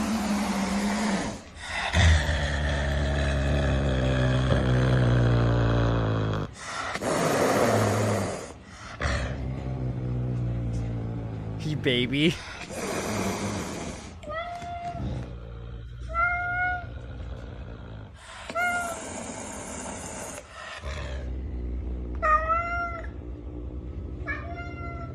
It's like a fucking motorcycle engine.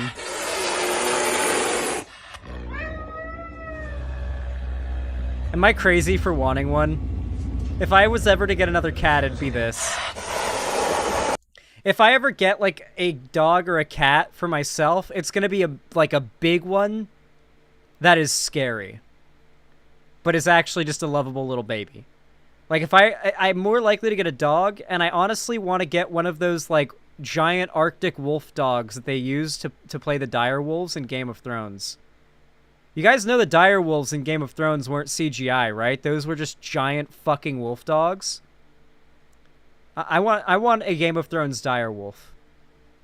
My uncle had one growing up. Her name was Luna, and she passed away when I was like 18, I believe. She lived like 20 years. No, well, that she lived like 18. She was as old as I was. She lived almost 20 years. And she was a big like mix between Arctic wolf and wolf dog, pure white. One blue eye and one brown eye, and she was big, like 160 pounds, like a heavy dog, okay? And big.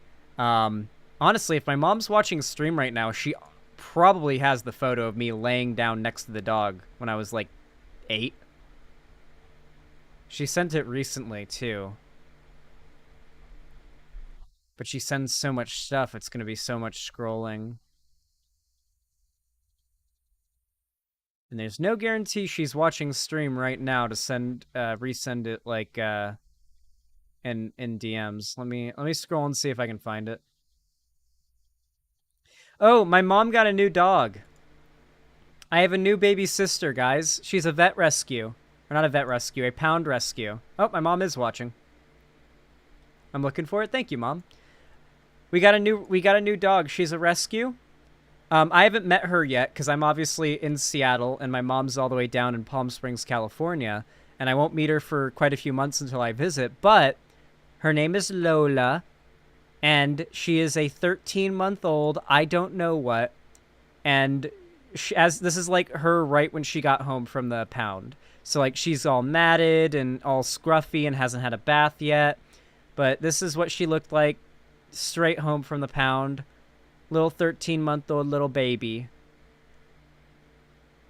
Looks like a terrier. Definitely a lot of Yorkie in there. A little larger than, like, a teacup Yorkie, though. Oh, yeah, the transformation was nice. She looks a lot nicer now. It just takes quite a few baths to get, like, the pound out of a new rescue dog. Like, I've had quite a few rescue dogs at this point. This is the 4th rescue dog that, like, my family's, like, my mom has had. And, like, I grew up with the other 3. And the last of those 3 passed away recently, sadly. But they were all old when we got them. And, you know, we gave them great lives, but they can't live forever. This is the youngest dog we've ever gotten. Like, every time we've gotten a rescue dog, the youngest we've gotten was 6. The oldest we got was 8. So, like, it's nice to be able to get one that's younger. That's, like, near being a puppy. Can we see her looking better? Yeah, let me see if I have a photo. Oh! My mom sent a photo of her laying on her back. She got spayed today at the vet. So it's not a photo from today, but it's a photo from yesterday after her probably like 6th bath she's had. And still working on getting a little bit of the grime out from like her paws and stuff, but she's a lot cleaner now and a lot less like, you know, her fur's not matted and stuff like that. But she needs a good haircut and some more brushing. And she'll be all good. Matted fur all over. She was so poofy. Oh, you're talking about another dog. Sorry. But yeah, here's her on her back. Little baby. Dog tummy. I can't wait to pet that tummy. I'm going to rub that belly. I'm going to rub that belly so good. It's going to be awesome. So yeah, that's my new sister.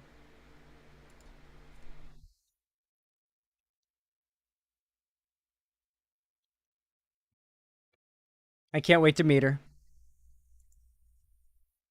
Heavy Gretel, thank you for the $5 donation. I really appreciate it. Thank you, thank you. Said, I'm sorry the bug killed you and that we're all retards. Wait, the bug killed you? It wasn't a bug that killed me. They were guardians in the game. Or oh, the game bug. Sorry. Okay, I remember. Yeah. Sorry. I'm high right now. I'm gonna be honest. I'm a wee bit stoned. Lefty McLefterson, thank you for the $20 donation. I really appreciate that. Very based and pog of you. Said, sorry to hear about all that. Here is a cute kitten to distract you. Kitten stealing pasta? Oh, no.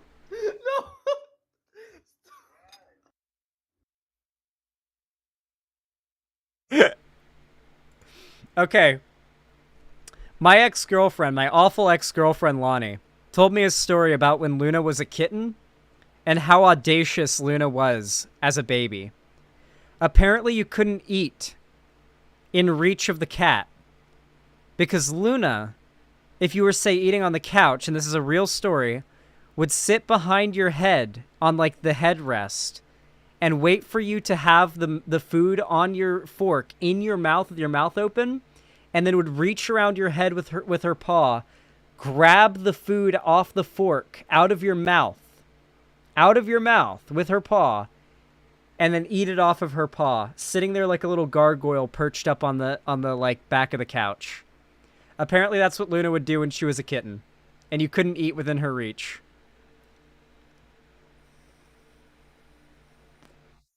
As you can imagine, she's quite fat.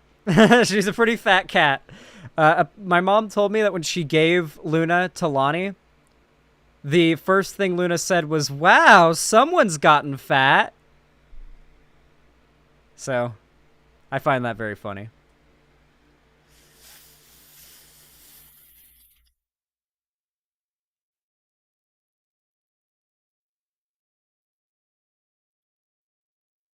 I lost so many steaks to our cats when I was little. That's hilarious. The cat stole straight up steaks from you. God. She's not fat, she's big bone. That's what I always said. That's how I always defended Luna's honor. I always defended the cat against attacks against her appearance and the body shaming she had to endure for being such an adorable little chunker. She was a healthy weight, though. I would have never let her get into like obese territory.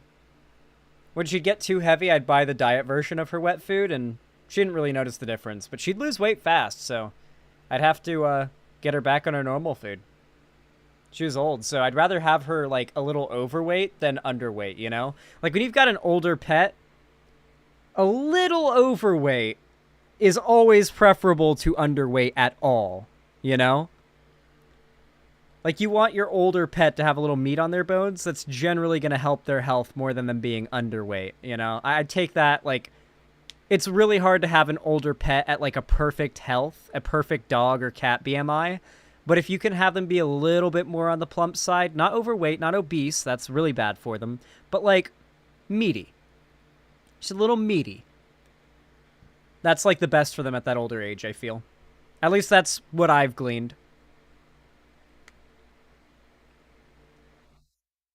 Yeah, you want your cat to be beefy or your dog to be beefy. You don't want to be, like, lanky. Like, it's because I've had pets before that when they get older, they start to, like, not eat as much. And so for, like, the last 3 or 4 years of your life, you'll have your dog or your cat or whatever will go from being, like, you'll be able to feel how much weight they've lost, and they just can't put it back on. And it's not, like, a big deal, but it feels wrong. And that's, like, I prefer my older animal being a little overweight to being like, I can kind of feel their rib cage when I pet their belly.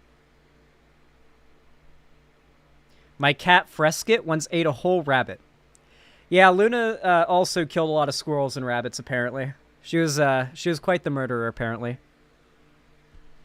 She loved murdering small animals.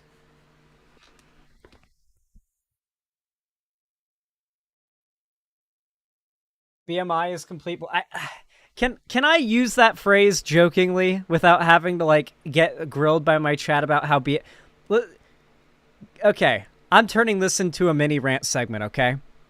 If you're a lefty and you're the type of person who hears a phrase get brought up in casual conversation, like middle class, for example, and you're immediately the guy that goes, actually, there's no such thing as the middle class. In reality, there's only the ruling class and the proletariat working class. Like, if you're that person, everybody hates you, and you are doing a disservice to progressivism. Please don't be that guy. Like, please try to work on your social skills enough so that you can tell when and when not it is best to make, like, an insistence for a political argument, and when you can tell someone's just making a joke.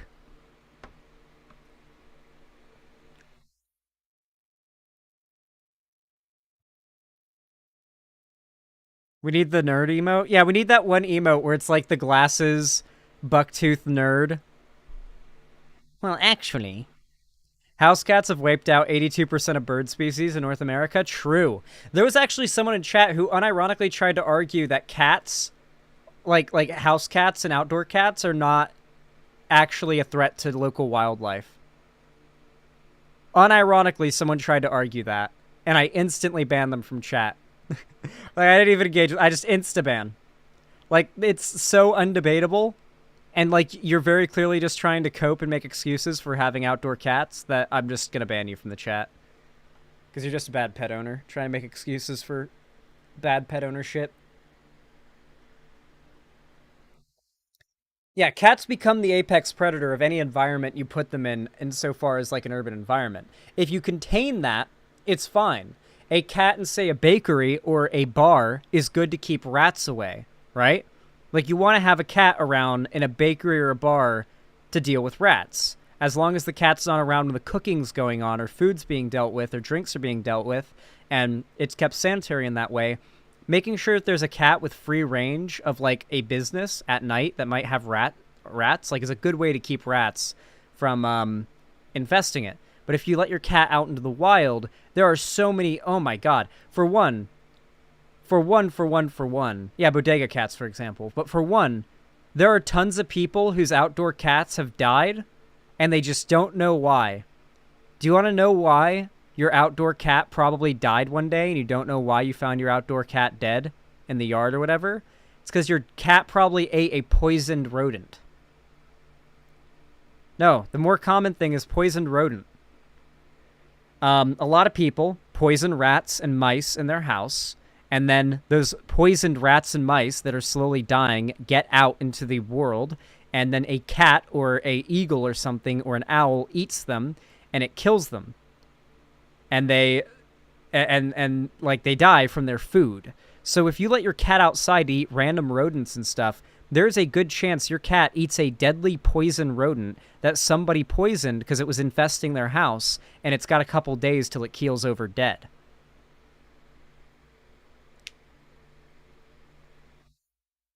That's pretty common. Obviously, coyotes, cars, all those other things are a big issue too. Do not keep outdoor cats. Unless you've got, like, an absurd amount of property and very well-trained cats that keep within your property, and it's like, they are for dealing with, like... So, for example, there are, like, YouTubers that do farm content, and they've got, like, outdoor farm cats, but they're on, like, acres of flat land that's nothing but cows and, like, wheat fields, and the cats, like, eat their fill on mice in the fields and, like, don't leave the property, and they don't kill birds, and they're not an issue. And in that case, it's like, okay, yeah, they're like, the cats are literally employees at that point of the farm, right? They're farm hands. But, yeah. We should start using shotguns for pest control again? No. No. You have never seen a rat infestation on a farm. There's no universe in which a shotgun or even, like, it's such a big problem that for sport, not as a way of actually exterminating them practically, but for sport, they do rat shoots. Hold on. Night vision farm rat pellet gun. So this is basically like what I did, but way higher tech. Whenever I had to deal with my uncle's rat problem, This is basically what I did, but higher tech. Welcome to the Airgun Show. This week I'm taking a look at a great little pump for versatile and affordable PCP filling. But before that, I'm heading out after dark to deal with some What he's using is what you'd want to use, not a shotgun. farmyard rats.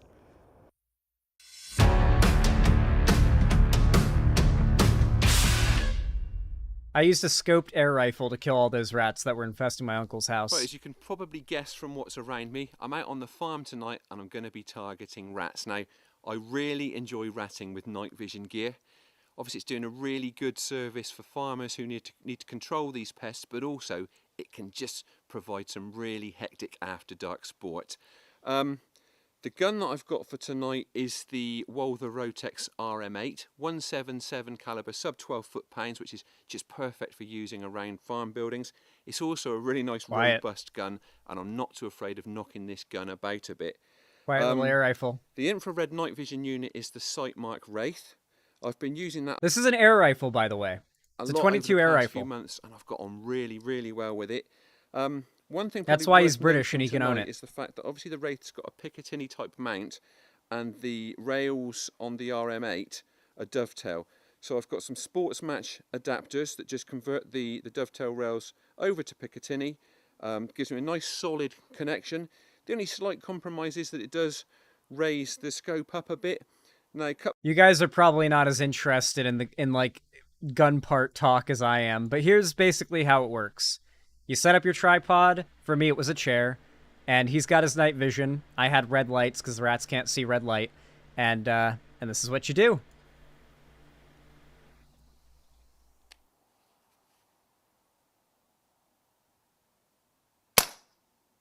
Boom. Instant. It's humane as hell. And these are like farms and shit, right? Like farms and houses and restaurants that'll like hire people or like host these like you're allowed to come here and shoot the rats type things. Because people like to do it for sport, and then also it benefits the farm or whatever business needs the rat infestation dealt with. So it's nice. That's sad. It's not sad. No, it's not sad. I'm gonna be real. It's not sad. I used to feel bad. Like the first half dozen or so rats I killed, I felt bad. But then I shot one in the heart instead of the head, and it fell behind the hot water heater. And then the next morning when I had to pick up the dead rat bodies to take them out to the trash, I looked behind the hot water heater at the dead rat that fell behind where I couldn't get to it.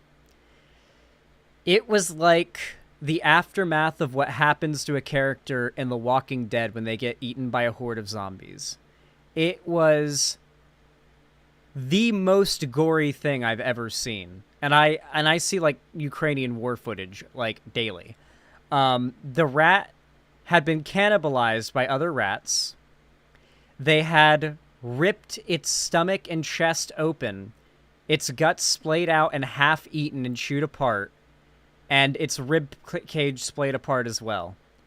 They had begun eating its organs and insides like zombies and left it there half eaten for me to like use a glove to pick up and throw away. Zan writing a black metal song right now? Well, I've definitely seen some shit. My issue is that farmers charge admission. At that point, I might as well just go to a range. Yeah, honestly, you could.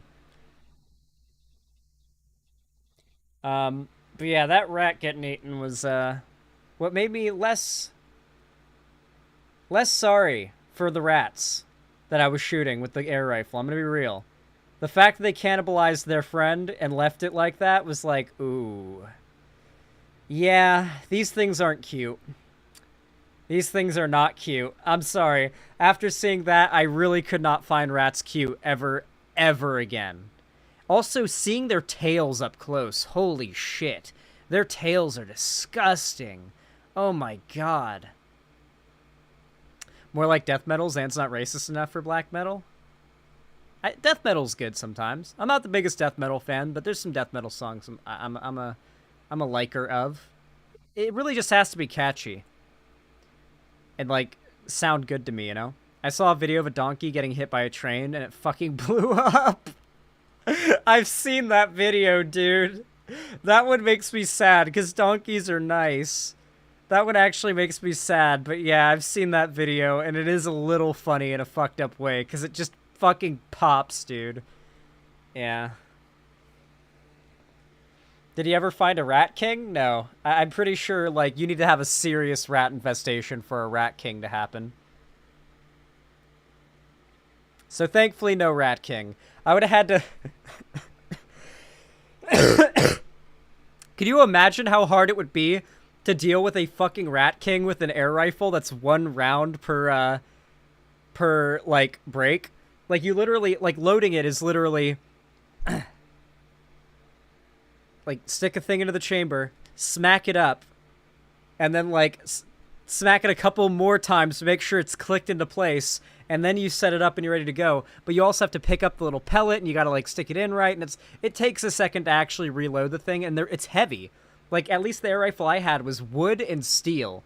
That thing was... If you'd held it, you'd be like, is this a real 22 rifle that fires, like, 22 smokeless powder cartridges? I'd be like, no, that's an air rifle. It's heavy. And it's just unwieldy. So dealing with a rat king would have been hard, you know? Because it's like 12 rats with their tails tied together.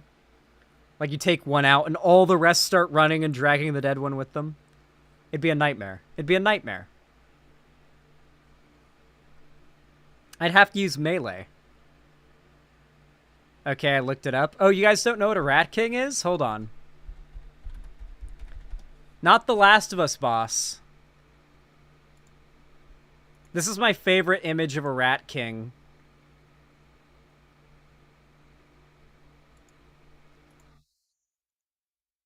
Because it's just so...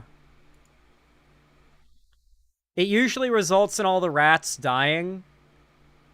Or chewing their own tails off. They'll chew their own tails off pretty often. But yeah, they just become a big bundle of tails all attached to each other. They get tangled up. Who the fuck would do this? No. This happens naturally. No one tied them together. Wait, Teen Ocelot, did you think someone did this? The rats did it on accident. It's from there being so many rats... and their tails just getting, like, wrapped around each other and overlapping over each other that eventually, by chance, a knot forms. And then once one knot forms, it's way easier for more to form and more to get tangled up. And the bigger the tangle, the easier it is for more to get tangled in. And they'll get, like, snowballed in size until eventually, like, there is just no way for another tangle to happen. And they'll all die. Or they'll chew off their tails. Did anyone hear about the person that found a rat leg in their minestrone soup at Olive Garden? Well, that's horrific, and I never want to hear about that again. Anyway. Here's where I wrap up stream. Unfortunate that 2B cucked us today. Not even 2B. It wasn't even 2B's fault. It was straight up a Minecraft and my internet going out issue. Probably won't play on 2B2T for a hot minute until I'm moved because... like, that could just happen again at any time. It sucks, but it is what it is, you know? Sometimes things are just not going your way. So I'll play other games on stream. I'll find something else to play that isn't Minecraft. But for the meantime, I really appreciate you all coming out today. Your support today has been absurdly generous and overwhelming. I really do appreciate it. But yeah. Why is your camera mirrored? Because it looks better. Host Conyer. Conyer was mean to me in Vosh chat today. Okay. Who am I going to host?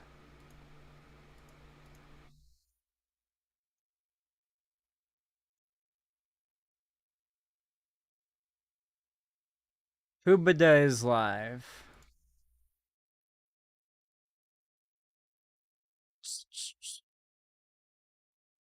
Dylan.